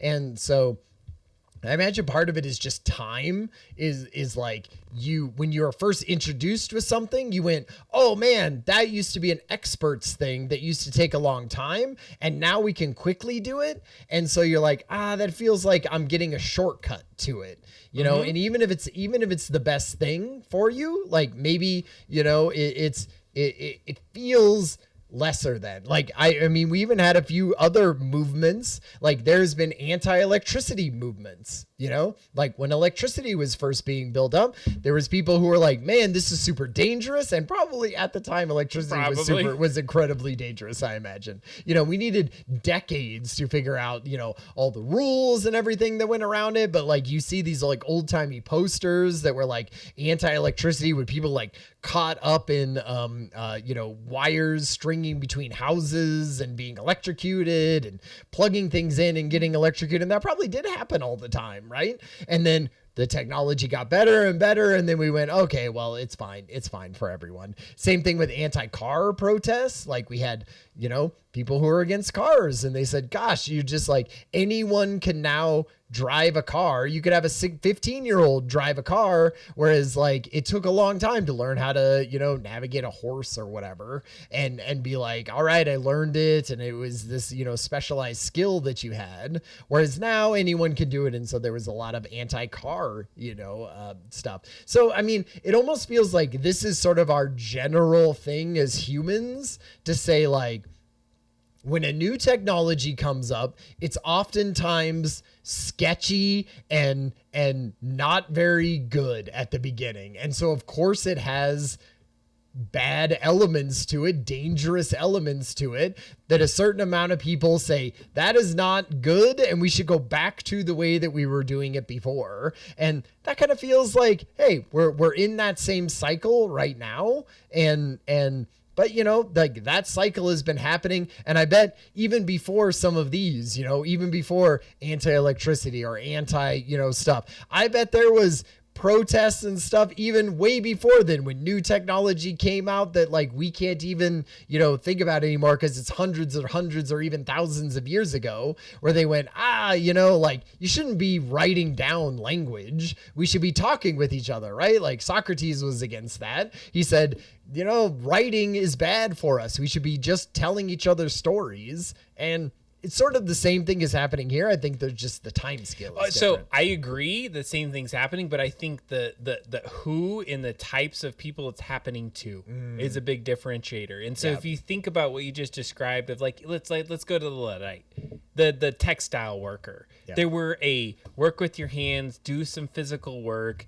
And what was their only way to kind of revolt or protest against that is to go destroy machines. And I would say as other technologies have replaced things over time, it's always like, oh, we have a better way of doing this industrial kind of thing. Yeah. This is the first time that it's taken on knowledge and those that have intellect and these other things are like, oh my God, I didn't expect it to come from my thing. I don't know.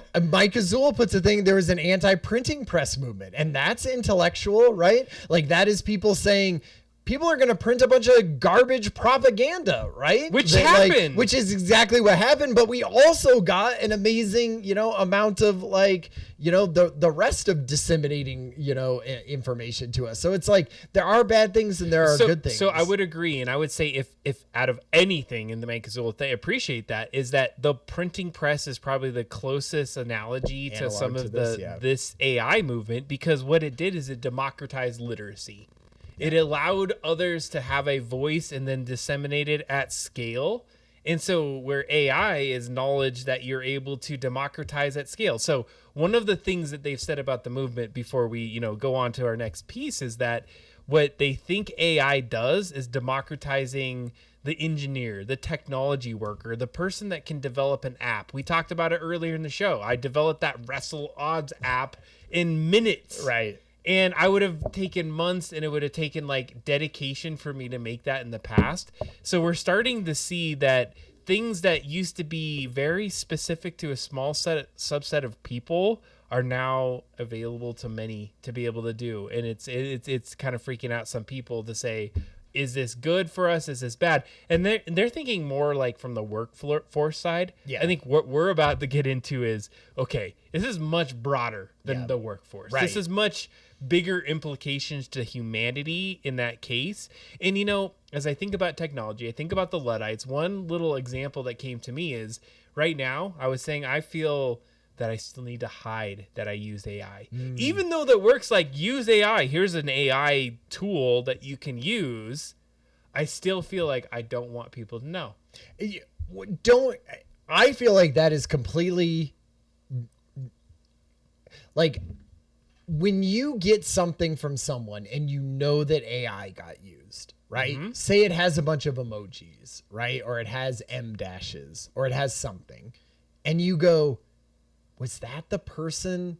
Did they just poop this out in 2 minutes and send it to me and I'm going to spend an hour looking through it?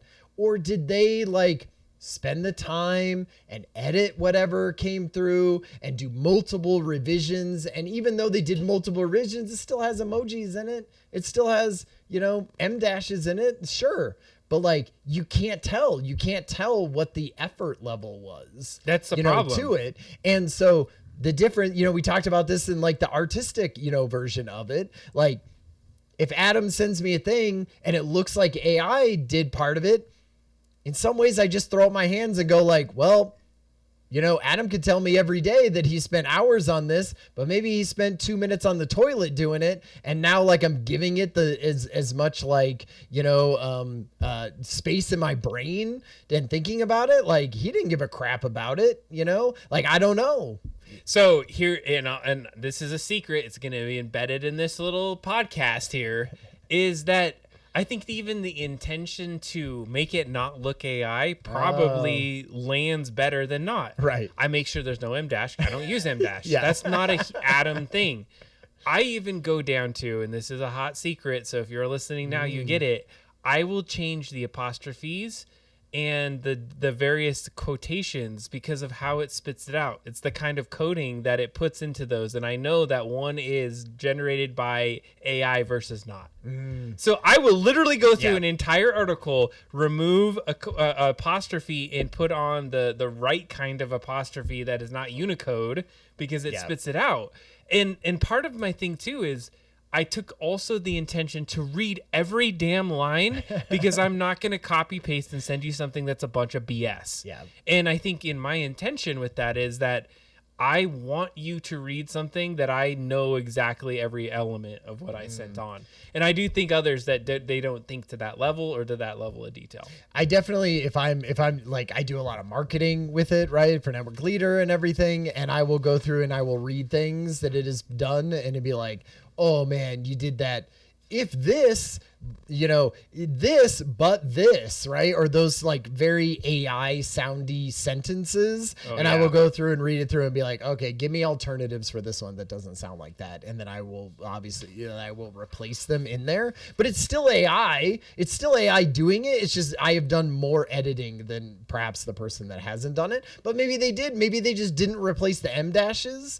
And, I feel like it's getting harder and harder to tell the difference. Oh, it's going to be a point where I think it's a fruitless battle. I'm just going to pick one anecdote here is that we talk about AI, we talk about these like augmented pieces. Would you say a surgeon that uses a very specific tool to do their awesome surgery is like lesser because now they're using an AI, like a tool that allows them, maybe it's not even AI. It's just like a very precision tool of technology to do something. And that's kind of what we're saying right now is that, hey, we're using a tool that refines us. And now we're going into to being able to do something. I feel like this is the juxtaposition between, this AI a tool? Is it really something that's a little different? Like that one always kind of like stuck with me. I was like, I want that surgeon to use that damn tool. They're gonna be precise. They're gonna get the thing done. Yeah.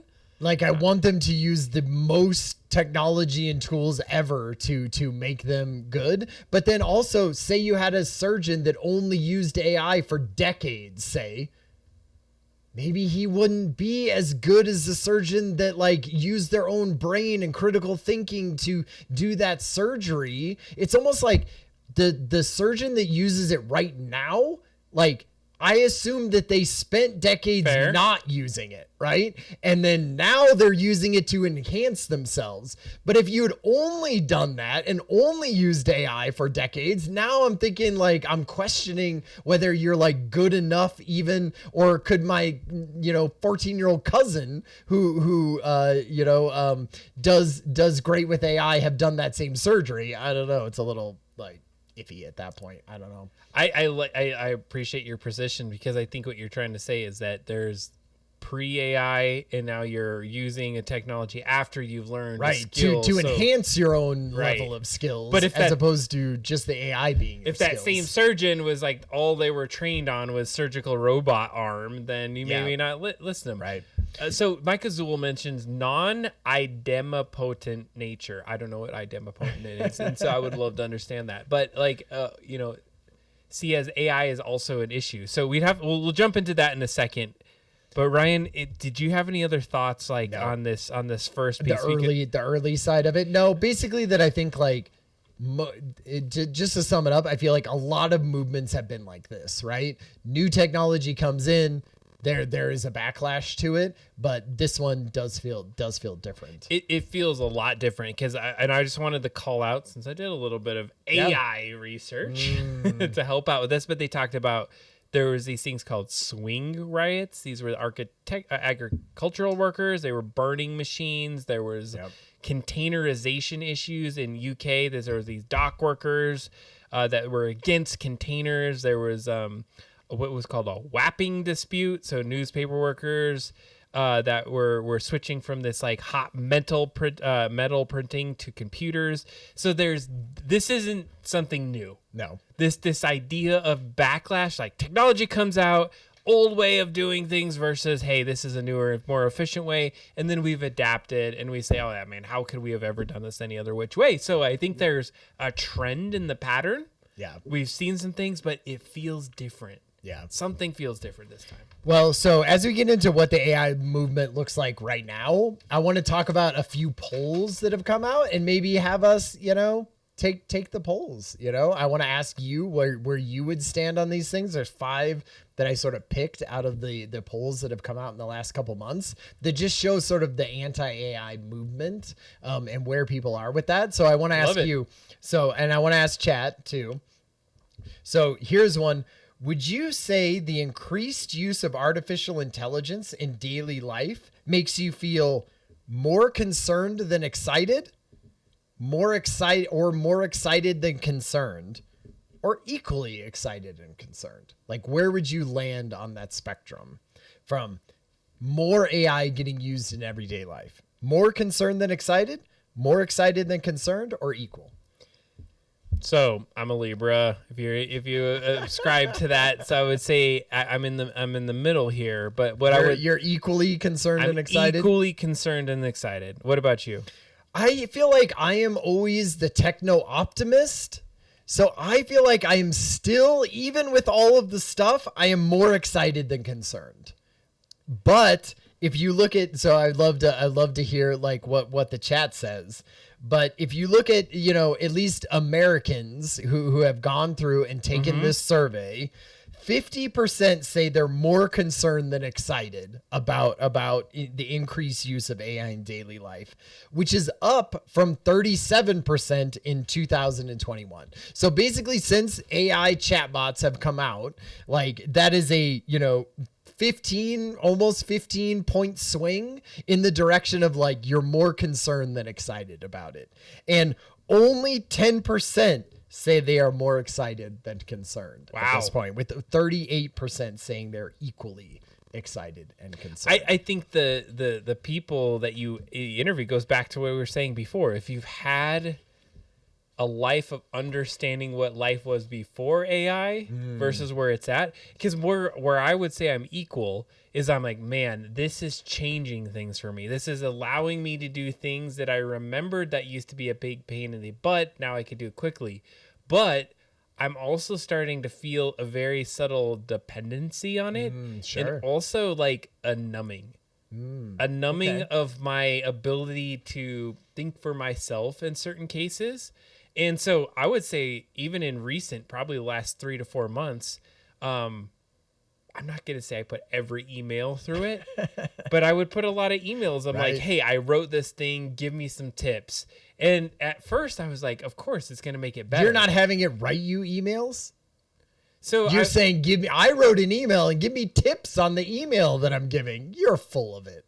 You're not having it write you any emails. Not full emails. Like I have to give it the context of what it's going to say. Sure. I'm like, I need these 5 things. Here's how I need to structure it. Do you ever use Google? Do you use the Google, like where it writes out the email? It basically says, you're on this chain. Here's the email that you got. Here's the response that I would do. Do you want to just send that? Because I get those quite a bit now in my Gmail with Google Workspace. I don't, because I don't use Google. Yeah, okay. But there are certain things that kind of give you suggestions. They're like, hey, you might want to say something like this. But I still have to write a considerable amount of the mail. Yeah. I've seen it in my personal account. Okay. But I guess the point is, as I start to go and look at what it was producing, and also I hate this part of it, is that like ChatGPTs are, I was like, that was a great email. Do you know what would make it really good? If you just did this little tweak. And that was the moment where I was like, holy crap. Like, I'm getting worse by like listening to your crap. Like I was like, I just got pulled out of my autonomy to make decisions.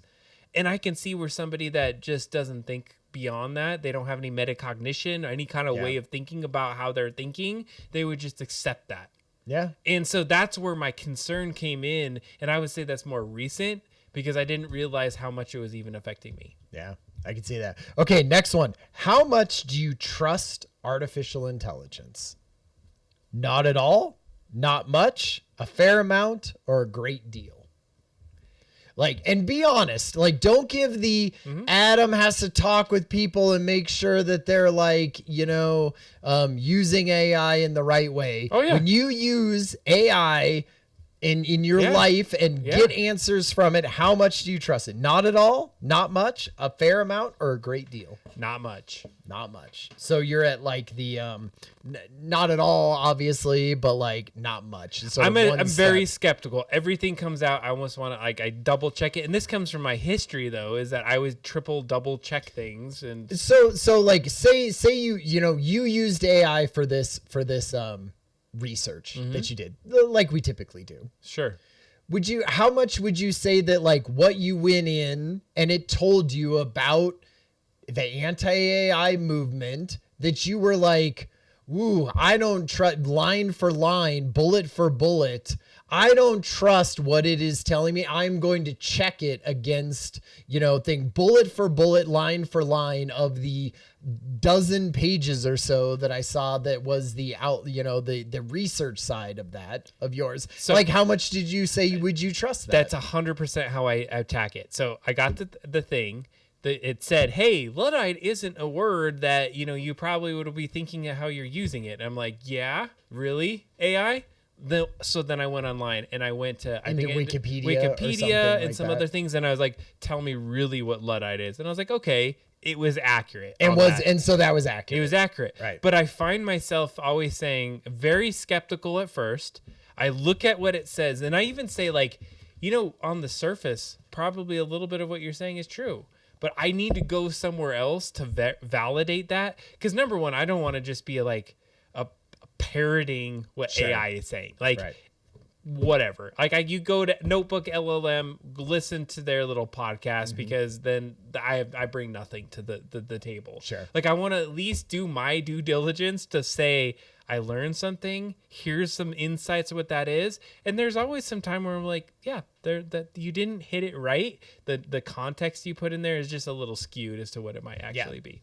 I would say I am in the one above you, which is a fair amount. Like, I feel like maybe if you had asked me this a year ago, I would say I would have been at yours. Like, not much. And I would say that is because, you got more hallucinations, right? But now I feel like when I get that stuff, it is just as good as me doing a Google. Like, I am a layman in majority of the things that we're going to be talking, like for the most part, right? Like, I am not going to have a deep expertise in that. And when you do a Google search and I look for blog posts and, things like those are all skewed in a way that is like, oh, like this is from an angle of, someone who is Democratic and talking about this sort of, thing that Trump is doing or whatever, right? Or politics. Same thing with technology and doing that. And I would say that for the most part, when I do this now, I go like, for the most part, it seems pretty good to me when I check things like and go up against it. Like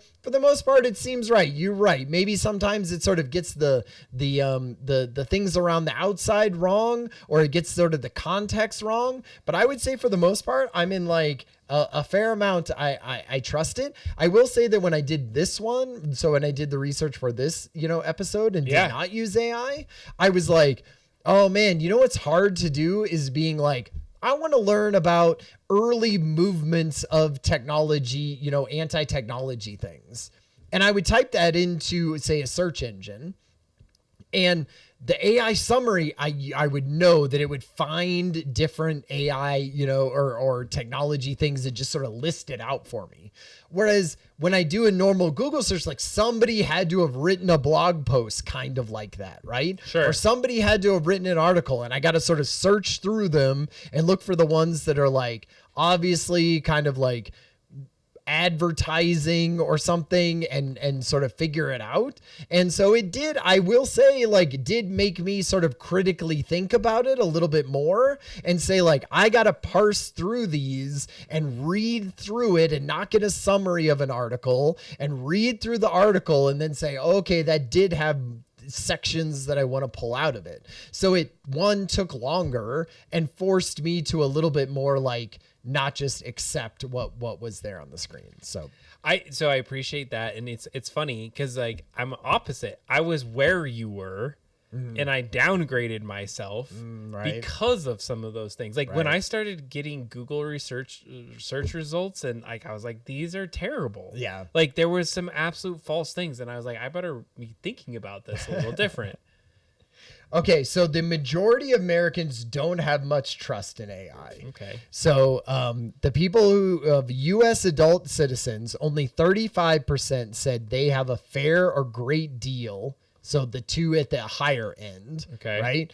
7% were not sure, so they don't know. But 58% they have not much or not at all trust in AI.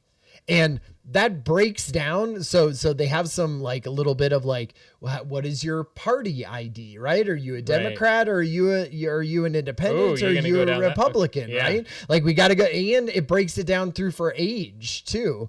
The weird thing is for the most part, the party ID, Democratic, Independent, Republican, not that far apart from each Doesn't other. matter. Maybe 4 or 5 points. It hasn't become a polarized thing at this point. Okay. People don't see AI and go immediately, what does my party think? My party says AI is good or not. You know, like, whereas if you were to talk about immigration, right? Or if you were to talk about abortion or something like that, people just hear those terms and go immediately, I'm a Democrat, I'm a Republican. I say yes or no against those things. So that's interesting. If you look at the breakdown from age, definitely 65 and plus, like they do not trust AI at all. Like that is 68% of people said they don't trust AI at all.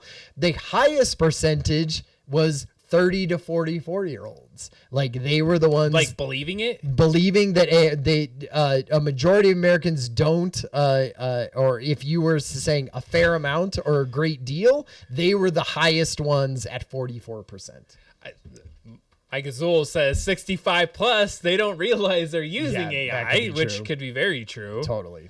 I think those are some really interesting. Okay, next stats. one. Do the risks of AI development outweigh the benefits, or do the benefits outweigh the risks? Would you say? It's hard to say. I don't even know if I have an opinion on that. What? I feel like Adam's in the I don't know category here that I'm not even going to talk about because those are the pansies that wouldn't even answer. That's my middle ground. No. You got to pick. You tell me your pick first. Do the risks of AI development outweigh the benefits, or do the benefits outweigh the risks?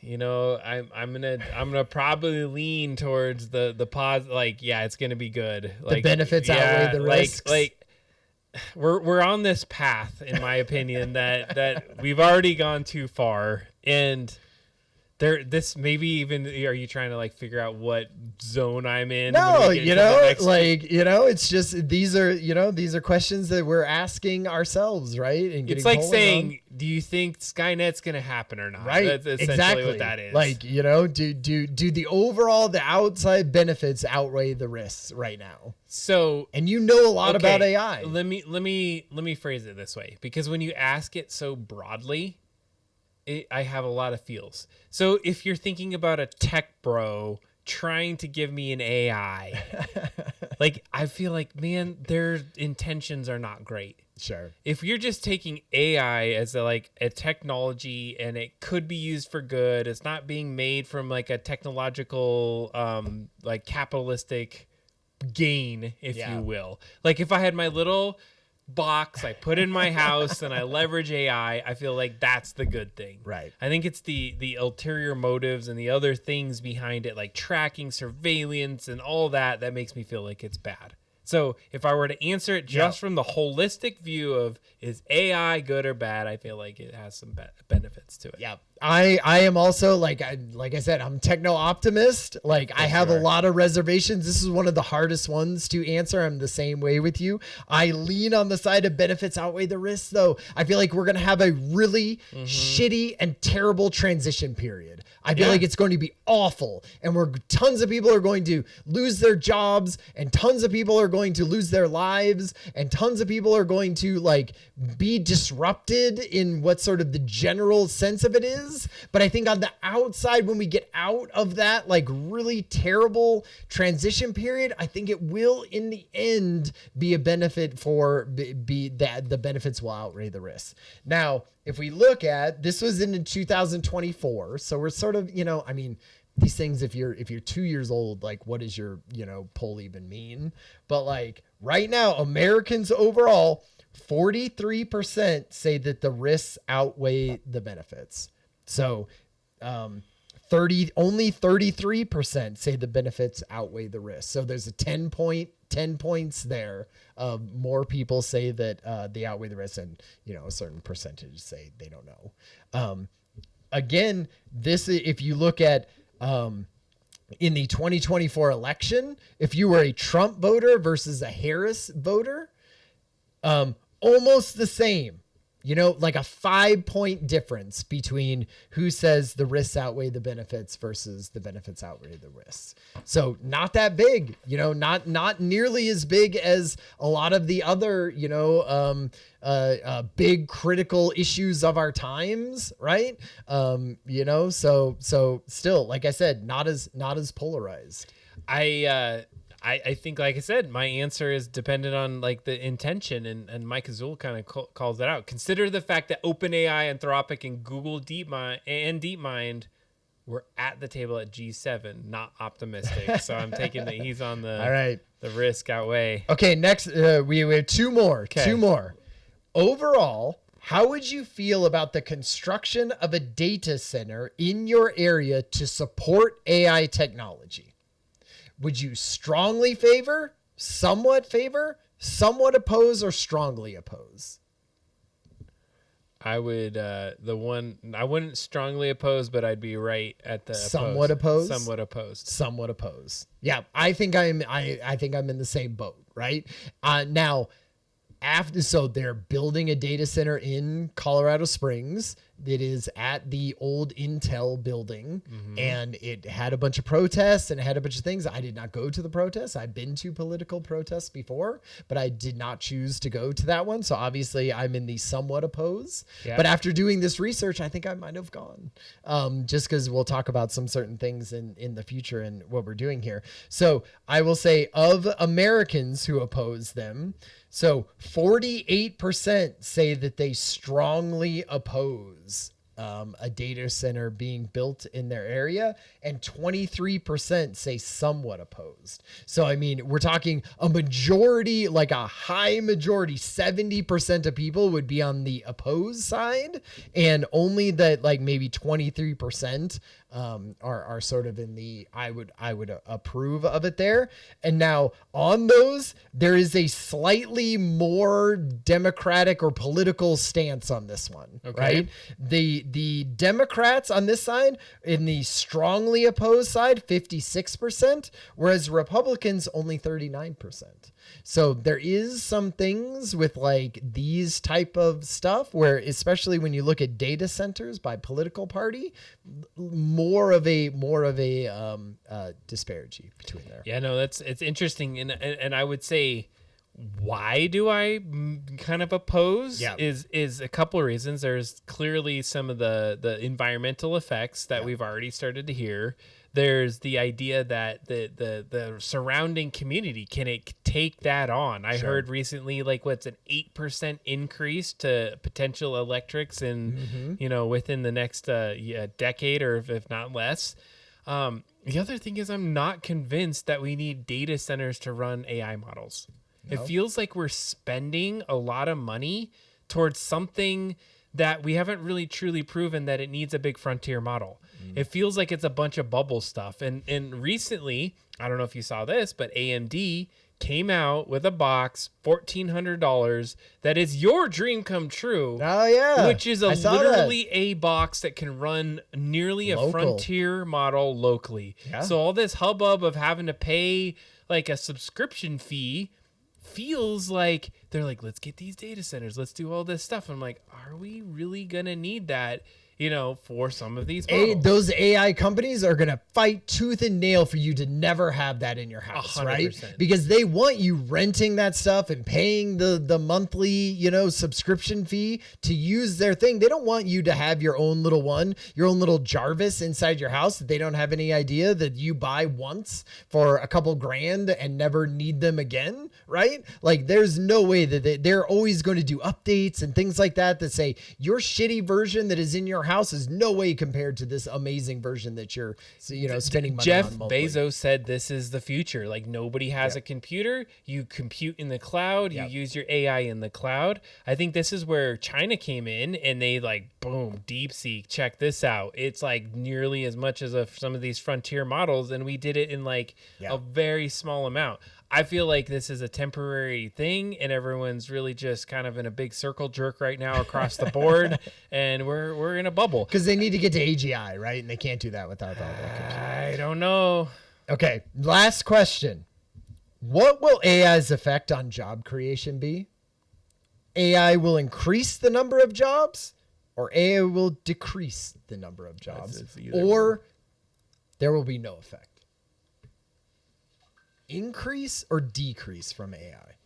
It's a hard one. I feel like that's a hard one. I feel like this is where it's at. They say, they being like history, is that typically technology increases jobs. Yep. Because then there's new things that need to get done because of this new thing. And so I would say I'm leaning towards that side. The hard part is that it requires reskilling. It requires some sort of a engagement to be able to meet the needs of that new technology. Yeah. So you're on the positive side. I'm on the positive. More jobs than even than up to less this jobs. point, I would say there's a lot of people like, oh my God, AI is replacing things. And if you really look at the numbers of what's happening right now, is that AI has only really replaced maybe like a 5, 10, if that much, 10% of jobs.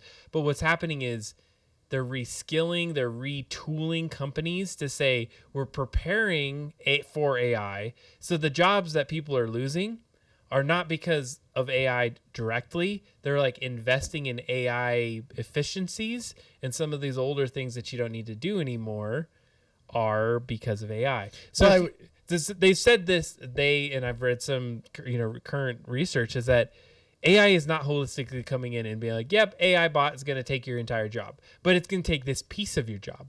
And what's happening is those pieces start to collect up enough that they're able to say, okay, you take this piece, you take this piece, we can cut this job. And so indirectly, there are some jobs that are getting lost because AI is taking enough of a piece of the puzzle to replace you. This is where I am the least optimistic of all of this stuff. Yeah. I firmly am on the side that it is going to take more jobs than it is going to create. And I just think because right now we are in the point where you're right, it's not doing the jobs. But if you look at young people, early people in their career, it is there's way less jobs for those people because people are using AI because that's where the technology is at this point. And I think once the technology gets better and it starts taking people who are in the middle of their careers, it will do that. And I don't think I trust businesses to do anything except for try to cut costs and be able to replace people as quickly as possible with that. I'm on the side of that it's going to take that it's going to end up being less jobs. Nearly 2/3 of Americans, 63% of Americans say that AI will lead to decrease in number of jobs available in the US. Only 7% said that it will increase the number of jobs. 12 said that it will not affect jobs at all. And that was in just the end of last year. People doing that one. I appreciate that, and maybe I feel like I kind of cheated on this one a little bit because I'm not going to even say the organization, but I've recently went to kind of a current state, the headwinds of how certain organizations are traversing some of the change that's ahead. Mm-hmm. And this is beyond just AI, but it's some of the changes we have in our government, the changes that we're seeing with AI coming on board. And one of the things that they had mentioned is if you imagine a triangle, and you have a triangle at the very bottom, if you think of the workforce, that's those entry-level jobs, right? Yeah. And you got a lot of those. And those were what you could do, some basic things that you typically would learn. And then what happens after you get an entry-level job? You go to like middle jobs, middle management, middle kind of like expertise. You get like, you're a little bit better. And then the top is like when you're, the leader or you're in charge executive, or the architect or whatever those like high level jobs are.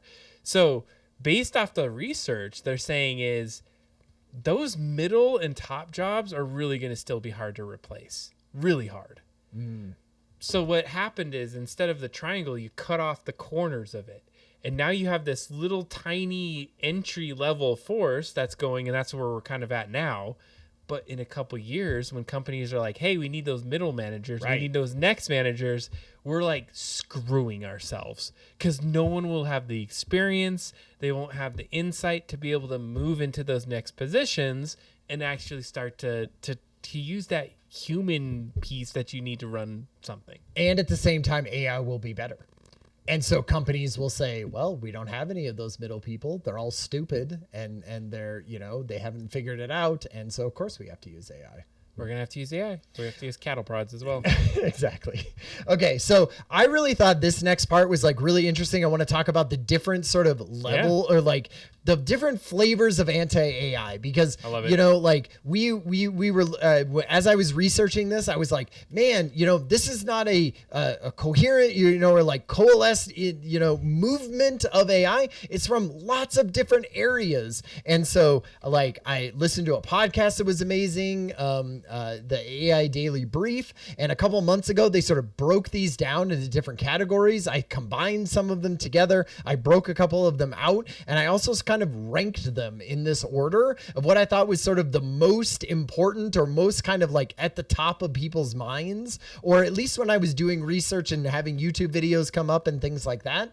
Like, these are the ones that sort of people are talking about the most. But I also think they're like each individually sort of interesting to think about. So we'll probably hit on more of them than other ones. But let's start out. We talked about this a little bit. The number one, like what I think is sort of anti-AI movement is data center deniers. Right. And so these are the people, this is what you hear about. This is where, if you're going to talk about like, you know, people who come out and protest and are really against a thing out in real life, these are the people who are like, I don't want, not in my backyard, right? These are the NIMBYs, you know, that say like, all right, you know, I don't want this increasing my electricity bill. I don't want the pollution that goes with it. I would also sort of integrate into these kind of the environmental activists who are worried about AI, you know, water usage, energy usage, sort of all of those. Those are the types of people who are coming out for these like anti data center kind of projects that come out. And these are the ones that I feel like are the most kind of at the tops of people's minds right now, which is, you know, don't build these data centers that use a bunch of stuff like, oh my God. I listened to this podcast called from a lady called Dr. Fatima, and she outlined a thing that is in Boxtown, Tennessee. And Boxtown, Tennessee is a majority black town inside of Tennessee. It was originally done as sort of like where indentured servants and slaves and things like that would go and make their own town. So of course, like it is majority black. And there's an XAI Colossus data center built there. And what they did is like to power the data center, instead of using, you know, even normal electricity, right? Or even just, you know, obviously they're not using, you know, renewable resources, but not even are they using sort of the normal grid of that. They're using these 35 methane turbines to power this data center. And what that has meant is that like they're getting all of this, you know, it's horribly polluting, right? To do this in the first place, increase cancer risks, increase asthma risks. And, you know, XAI is run by, you know, who else? Elon Musk, right? And so he was getting sued for this. He was, you know, like, you're not supposed to use these. The only way that you're supposed to use these is on a temporary basis until you get your actual data thing, or, you know, your actual energy things done up. And he kept using them, of course. And so he got sued. And you'll never guess, but like, when Doge came in, which was the, you know, thing to make governments more efficient, a lot of that kind of, you know, environmental regulation and these lawsuits that were from this environmental justice side got dropped. And so this town is still using these, you know, dozens and dozens of methane turbines to power this data center. And because they're not suing, you know, they don't have the resources to sue them and do things. It's like ruining their town, right? All these people like can't even go outside and breathe. And so they have these massive protests, but there's no money to fight against them. And so they're doing that. And I think one of the most interesting things is that XAI and Grok are they have lost the AI wars, right? They are not even considered like sort of a flagship, frontier model anymore. So what are they doing? They built all these data centers. They have all this data stuff. So instead of being like, hey, we're going to offer Grok to people on XAI, they're still doing that a little bit, but it's not nearly as big a part of it. We're going to rent out this space to other frontier AI models and say, you need compute, right? We got it in these data centers that are horribly polluting and everything, but they're saying like, oh, we need the compute. So OpenAI is renting them out. Like Google is renting out these spots for them and paying XAI millions of dollars a month to get this compute from these horribly, polluting data centers. And they're trying to offset them with carbon offsets, right? Which is basically like you pay for, trees to get planted in Brazil or whatever. That does not help this town in Tennessee. The trees are getting planted in Brazil. It's still ruining this town. And so a lot of that data center stuff, I feel like has legitimate backing for people to be upset about that. I've heard that this is humongous. This is like a big deal. People are showing up in droves in many cases, and absolutely being able to stop a lot of this from happening. And so that seems like the biggest one so far. Okay. From a denier perspective, though, and one little anecdote I might mention is that the AI promise that everyone's like, if we can just get to AGI, they'll solve this thing. This is a temporary little like deal, but I'm not into that either. I'm a data center denier. Yeah, exactly, right? Like no data centers. Okay, so the next flavor of this, displacement fearful. So these are the people that say, well, if AI can do all of these jobs, what jobs are there for humans to do? Right. And so that sort of feels like the next layer of it. I feel like this has the biggest potential for sort of being a political movement going forward. It's why college students are booing people at their commencement speeches who are talking about the next frontier of AI, right? Because they are on the forefront of losing their jobs because of this technology. And of course they're booing, right? And so I feel like that is just the tip of the iceberg for this sort of political movement. And as more people are displaced by AI taking over their jobs, they're only going to be added more and more into this category of people who are really fearful of losing their jobs to AI. I have no other insights on that, because I feel like that's a big piece of this, and it's a little bit of an interesting position to take in this, because sometimes it goes back to maybe even the Luddites part. Is it just like a change right now that we're truly going through, or is it really displacing? And I think that it's going so fast in this particular instance that there is some ability to say, I spent the last 10, 20 years learning, going through college, going through masters, going through maybe even PhD in certain cases, learning certifications. And now you're telling me all of that can be the snap of a finger, that somebody doesn't ever even have to go through any of that can do. There is a validity to that. But the thing is at what point do those people age out, and then it becomes something that it's not a problem before. So these next couple, because we're running late, I want to just sort of run through these, because I feel like those are the big ones that are in, data center and displacing job. That is real life, people are like, oh my God, I am scared about the thing. The rest of these are sort of, I feel like, online discourse a little bit. So we'll talk about the artist advocates, right? A bunch of people who are hey, these things are trained on artist output, that they're taking over creative work, and that they're copyright and IP concerns that like, no one is addressing right now. And we're just stealing artwork and creating artwork from creative pursuits that aren't going to be around anymore. Like that is a big one. And then also with that, I like this one, the slop secessionists, which is people who just dislike AI output, right? They see it online and maybe they don't even necessarily care that like an artist didn't get to do this, but they just think this looks crappy compared to the stuff that I'm used to, which is amazing, human created artwork. The thing about the slop too is I feel like did you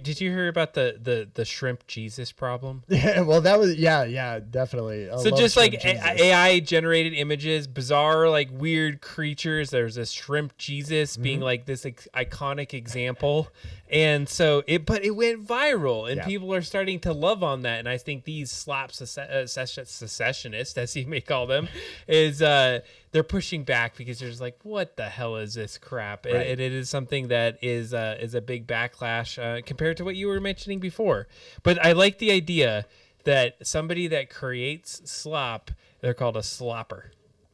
Nice. I like that. Hey, getting some Pablo terms in there. It's a pejorative for people overly reliant on AI tools. The damn sloppers out there. I just thought that was a good canon. Okay, the next one, AI safety group. I feel like these are people who are worried about the existential risks of like an AI takeover. These are the people who are talking about like the paperclip future, right? Where an AI doesn't even know what it's doing and all it does is create paper clips and turns the universe into paper clips. I feel like these people had a really strong voice at the very beginning of AI, right? Like a lot of the, super intelligence was written, and, a lot of the people, even Elon Musk and Sam Altman, they like built their companies around being safe about AI. And now I feel like we've just gone into the sort of business side of this. So I feel like a lot of those people not even, don't have as big a voice as they used to. This also includes, I feel like, big tech haters just in general, right? People who are like, hey man, there's billionaires who own these companies. They're $1 trillion companies. It's too much wealth and power concentrated in one place. And this makes it even worse.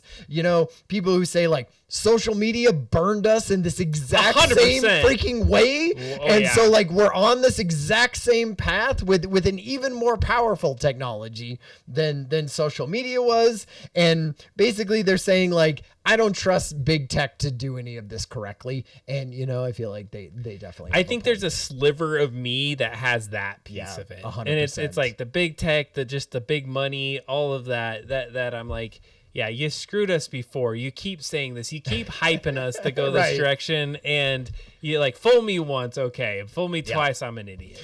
So the next one, I feel like has a big thing with like even maybe sort of religious or people who have children, but these are the child protectors, basically, who don't like AI because of the impact that they have on kids and teens, right? They don't want to see their kids dating, AI, Marilyn Monroe bots, basically, right? They don't want to see critical thinking in their children go away. They see sort of the future where a lot of their kids' friends are AI bots, and they don't want that. Like, that makes sense. I feel like it's not seen very much outside of people who have children. They don't think about that as much. It's not like a big concern. But if you have children of a certain age, probably like 10 to 17 or whatever, like that is definitely on your mind. Marilyn Monroe bot. Hey, there's a whole, once again, the third time we have mentioned a Futurama episode in this episode. Well, we're gonna upgrade Nightbot to answer those questions for the future. We'll let you know. There we go. Okay, last two. There's the people. This is AI people who are like AI bubblers is what they called them, and they're skeptical of even just like the business side of AI. Right? They're like, you're pouring all of this money into a technology that doesn't seem like it can even recoup any of that money, right? Like we've seen that with OpenAI. Basically, any of these big places were like, how do you even make that back? Have you seen the business models for this? Like NVIDIA is investing in OpenAI, who's investing into the data centers, who are investing in the NVIDIA. Yeah. It's this big ass circle jerk of like stuff. Where is like it's gonna pop? Like there is a business here. But it's like how you're navigating this is absolutely like NVIDIA's stock dropped right when the DeepSeek came out because they're like, holy crap, like you don't need a frontier. Exactly. I mean, I feel like we're ready for some sort of a little pop there. Yeah.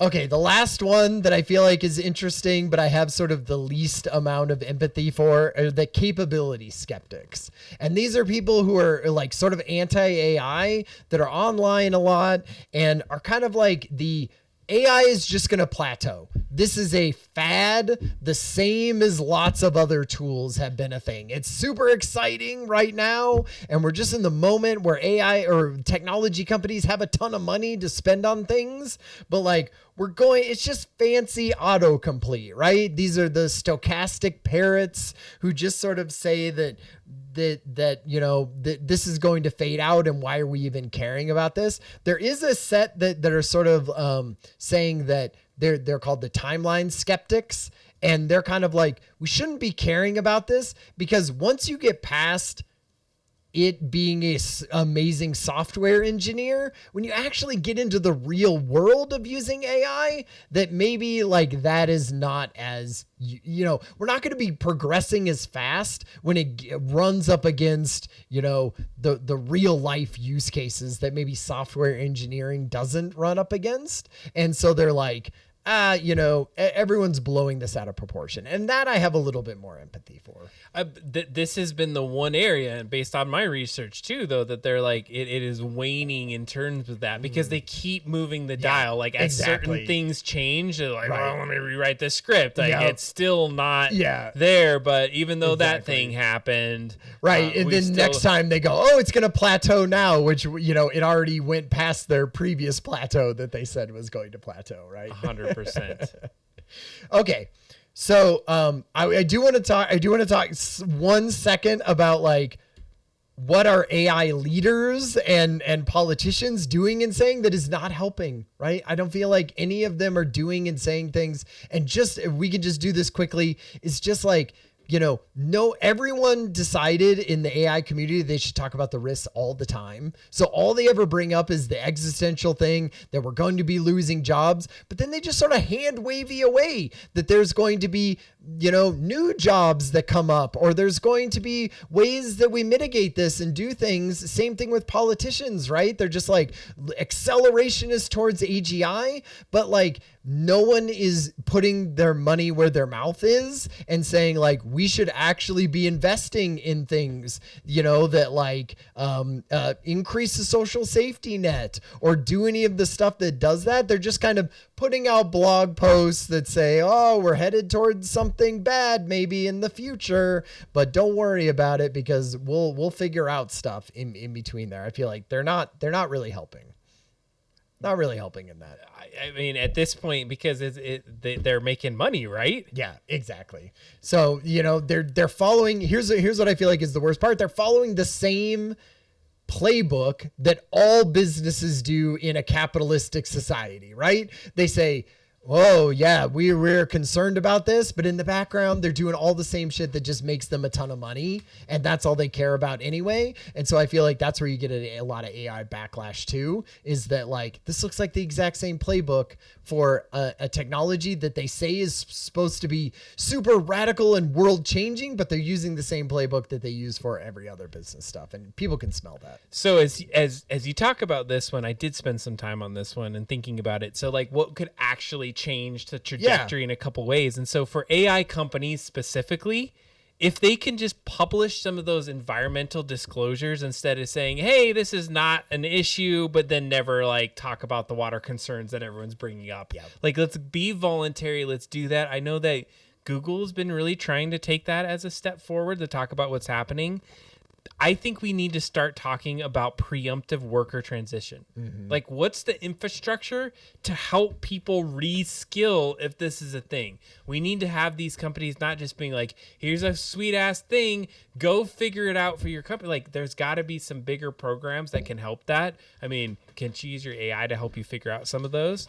But then, like, how do you start to figure out what the actual ROI is on some of these things, like generating like some actual productivity gains on some of the things, show that data saying like, because there's a lot of companies that have said, hey, we're going to get a lot of like feedback or like a lot of good things based off of putting this AI. And now you've gone in debt because you didn't ever use it. So you're reskilling, you're showing how that you can actually build some sort of like return on what you're trying to do with that.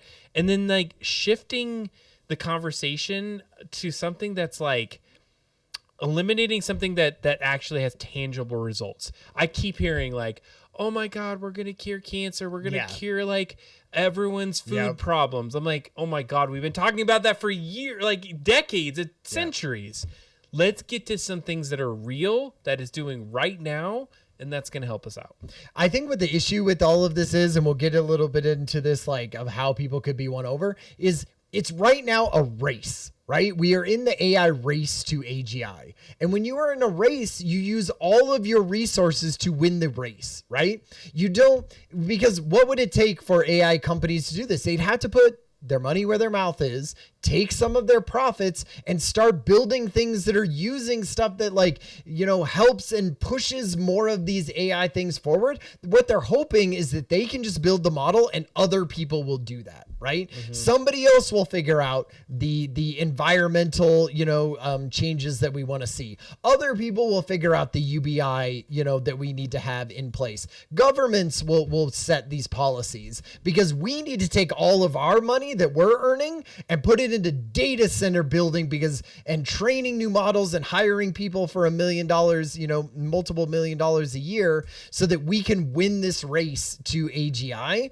And so they're never going to put it into the way that we want them to. They're just going to write blog posts about how other people should be doing that. And that I feel like is a huge issue with where we are right now. I think you're hitting the nail on the head because they just want to be able to like, hey, we're good. But there are some that want to get to AGI and then they become the oracle of everything. Because that's forward. It. Because once you get to AGI, you could slam the door on everyone else behind you, supposedly, and say, well, we have the greatest model. And if you're 6 months ahead of everyone else, you're 6 years ahead because you now have this oracle that can do everything. Mike Azul in the chat said, future topic request, the ethics of building an intelligence that we ultimately plan to enslave and control. Very interesting. I could absolutely see that. I absolutely agree. Talk about rabbit hole. Okay, we are at 2.5 hours into this podcast. We're a little after. It's only 20 minutes past. All right. So I think we should try to do this last act and maybe like the last 10 minutes if we can try to get it in 10 minutes. So this is what I had is like, okay, where do we go in the future? If AI is going to be with us, I don't think it's going anywhere. I don't think we are going to do the thing that says like, we're going to stop using, no one is going to convince companies or even probably people to not use AI at all. Right. But how could we start like winning over a little bit of the people and doing things in the right way that could make people actually excited about AI going into the future and maybe bump up some of these poll numbers and actually have that like utopian AI future that everybody keeps sort of, you know, talking about, but not actually like doing anything towards. So I don't know, like when you did yours, like say we were talking about sort of the future of this kind of stuff. Did you have like a big thing that you want to talk about? Cause I have a couple here. I mean, I have some points and things like that. Like I think, you know, the stakes in this case seem very genuine in terms of what we're talking about. So humans are kind of like, the core of this one. We've got to a point where we're going to like the age of knowledge is where we're at. This is different. And so that this is a moment for us that we can't underestimate the scale of what the transition of what we're trying to accomplish. Now, if we lose all power on the earth and everything, we go back to that. That's a whole thing. But like where we're headed right now seems like a drastic shift. This isn't the internet. This is much bigger than that. Right. And so I think that as we navigate this, is that we got to also acknowledge some of the things. There's a lot of skeptics out there, and we were talking about this the stochastic parrot, and is this okay? Oh, I don't know. Maybe we're locked up. That doesn't look good. Just a second, guys. If we're still the computer is completely locked right now. Let's go in the other room and see if that makes a difference. Also, my phone is dead, so I can't even check. Okay. So lots of things going wrong here right at the end. That's How are right. we looking? We're going to the other room. Okay, let's do it. Oh, we don't need to. We don't need to. And you unplugged mine again. We'll see. Okay. We'll see if this is going.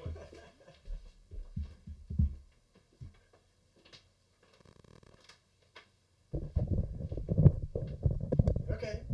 It was just the other room. The other room locked up. So we had to make a quick minute change into this space. So if you can hear us right now, that's actually a good thing. All right, so where we were at is we were kind of landing the plane on some of this on some of these pieces. So can you hear us? Can you see us? Hopefully you can, because we're gonna finalize the show right here. Good call on seeing that, Ryan. No, it's like, well, Okay, good. All right. Have another room. Where did we call out? So I would say that my biggest points are: it's real, it's coming, it's happening. We just need to be much more mindful. I think governance around this and the way that we navigate forward has to have a little. I don't know if it's a slowing or some component of this that we need to be very cognizant of. Yeah, I would say my biggest thing is like, a bunch of this has to be driven by the AI companies themselves, because they know what the stakes are, right? And they need to be the ones who are spearheading some of this stuff about, like, there are great things that AI can do for society, and they need to be like bringing those up and funding those with their massive wealth that they're accruing right now. Like, we talked about IPO, like there are $1 trillion companies being made right now because they are going public for this stuff that have massive amounts of capital. And if the only thing that they use that capital for is to build bigger data centers in more remote locations, people are going to hate that shit. And so they need to be able to be like funding stuff that shows actual like progress on a humanity scale. Maybe that's UBI, maybe that's retraining, maybe that's showing like they used AI in Boston to reduce traffic by 50%. Like of people not sitting in their thing. And that is an amazing way to use technology, like to help the earth and all of that, and like get more people interested in that kind of side of AI, as opposed to trying to say how much it's going to disrupt everything and help businesses. You're hitting the nail on the head. Like, use it to do things that are actually going to fix us. It feels like everyone's racing to get to AGI. Yeah. Or get to some component where they're making the most money. It's like it's not really philanthropic, or it's not at least helping humanity. Yeah. And like Mike Azul in the chat says, use it to, like, why aren't we being carbon neutral in everything, right? Do some kind of effort that puts towards making all of that happen. Like, that is the way that you get people excited about it, not building more and more things to just help businesses, or to help yourself.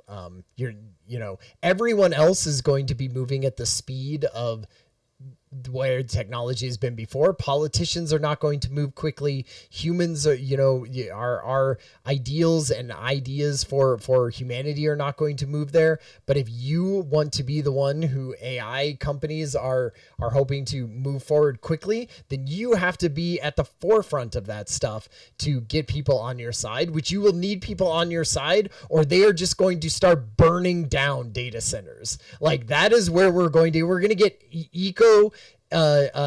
technology terrorism. We heard about this. Exactly. This is a legit term. I appreciate you pulling that out. Yeah, like I mean that's a legitimate thing, and I think that's where we're going to end up in the future if the only thing that AI companies are focused on and governments are focused on are like business side of moving this forward. Everyone, get the guillotines out, right? It's going to be a French Revolution.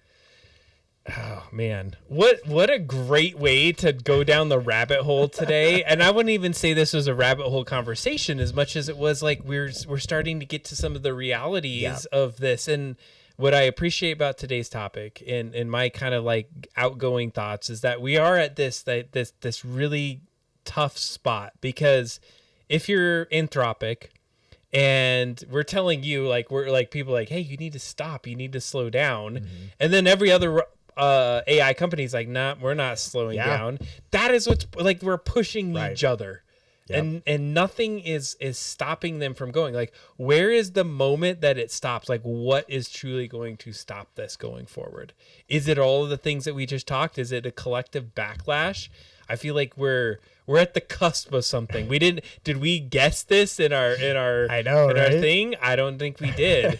and it's become more poignant a lot more recently. Nice. This year. Thank you for this conversation, Adam. It's been super fun. I feel like it's gave me a lot to think about for sure. Absolutely. Well, thank you, chat, for all the insights as you go. Mike Azul, for sure. He had some really good insights as well, and everyone else.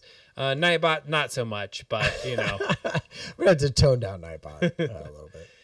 Well, thanks for joining us to this point, and we've already made it into room 2. Did we want to? It's 10:37. 10:37. I mean, we could. My phone is dead, so I don't know if we're dead. play. I think we're gonna call it for the night. We had a technical glitch in the other room. My computer literally just froze in the other room. I have no idea what happened with that one. So that's a fun one. Yeah, we figure that at least spend the next 2 weeks figuring that out before the next show. Nah, it'll be fine. What I figured out, so streamed that topic done, is that other room has a computer that I've been really pulling it to what could it be? It's his best thing. Good night, new $1,000 heat sink on order. I'm fairly certain that was I overclocked the RAM on that thing, and I've been noticing that if it runs a little hot, that might be a problem. It's a hot middle of summer, or we're not even actually in summer. No, we're not. We haven't even officially hit summer yet. So here's what I think we should do: is not necessarily play a game right now. Okay. But I want to test it just to make sure that we can get there. Yeah. If we can for next time. For next time to make sure that we can play this. All right. So I have an Xbox over here. I will say, so I've been playing that new 007 First Light, which is, from the Hitman people, which I love those Hitman games. They're so fun. And this one really good, good James Bond game, fun story, interesting sort of gameplay that is in it, good action. I really love it. Do you remember when Xbox was saying, "Oh man, you get this Xbox One X, loading times are done. No loading times ever." Like that was one of the selling points of getting an Xbox One X is, of course, it was so powerful. You would never have any kind of loading times. That game, 007, on Xbox? On Xbox One X, I am playing it on that, and that is so long of loading times. In between, even every time, you die and you come back, oh my God, dying and coming back, 15-second loading times, it is killing me. And I'm like, well, there went that promise. Xbox. Think about think about the past. I played Fallout on my old what was it? Not 360, but just the Xbox. Maybe it was One or the Xbox OG. No, it was not the OG because it wasn't there. It was the one after that. I guess it was 360. Yeah. Xbox One. It was Xbox One. There's 4 of them, right? Yeah. Yep. Yeah. Xbox One. And you're sitting there for 30 yeah, seconds, exactly. a minute of all of this stuff. All Crazy. right, check this out. Oh, wait, we didn't want to look at that. Oh, we have this one. There we go. Hey. I figured it was music, Mike Azul. I just was curious. I'm going to go check it out. Tycho is the music. Look Look how clean this desk is, by the way. So clean, nice. right? Before, there's a bunch of crap on here. Yeah. We fixed that out. But check out this little thing. We're just testing cameras right now. Totally. I'm going to use this as a test. Right? I need some damn Absolutely. tests. Totally. All right, so theoretically, I should be able to push this button. All right. Nope. Oh, Xbox. There we go. Elgato. Crap. Crap. This should be an Xbox right now, and it is not coming through. Is that All right, it's on. It's definitely on. Uh-oh. Did you see the GoPro like for just half a second? No. Oh, I did. I saw the GoPro. All right. So, It's not funny, working. you can see it changing screens on like this very bad, see like on that that little screen, on the that- tiny screen. on the little thing. Let's zoom into that screen. Oh no. Come on. There you go. Get up there. It's auto focusing pretty good. So I should have a GoPro on this one, and so here's the challenge. The computer's apparently too good. What? Because it has this power management and all these other things that like turn off devices and turn them on. So I've been battling like tuning You that. can't like set something that says turn all that crap off. I did. I've gone through it. So these are tests. It was working before. GoPro was working before. But for Xbox whatever was reason, working it's before. not. At least front cam is working. Yeah. So I'm gonna keep tuning it. I feel pretty good about it. Like Yeah. I feel I'm over the hump. Now I just gotta find these little pieces. Just like small things that we can. This looks good. This little camera in this room. Remember we used to do all of them in here. I want to know that we heard y'all before you started the show. Oh my God! All the horrible things that Adam was talking about are now on. You know why? The reason why is we had very faint. So it was like in here was picking us up. it from was out this there. mic. I came in this Interesting. room and I was like, oh shit. The mic was mic's wrong. on. So all the smack talking that Oh, we were man. doing. Ryan's name was Heather. You heard this. That's what you get after 2 weeks. We're not AI. It was our proof. It's not gonna be perfect. No, it's always good to hear that. So, all right. Well, I think that's the show for the evening. Yeah. We appreciate everyone tonight hanging you. out. We're back in our order of doing things. I think we have some topic for next time. I know, We right? may That be could be going that way. fun. I feel like that could be a fun sci-fi topic. Hell yeah. Oh, man, I got to think about how we're going to nail that. We're hang out in the Discord. Maybe Okay. what we could do is flesh that out a little bit and see Right, if there's some with like everyone. different chapters to it that we want to talk Cool. about. We appreciate the time. We'll see you next time. Yeah. Thank you so much. Have a Adam great Ryan. Friday. Peace out. Bye. Happy Juneteenth. That's right.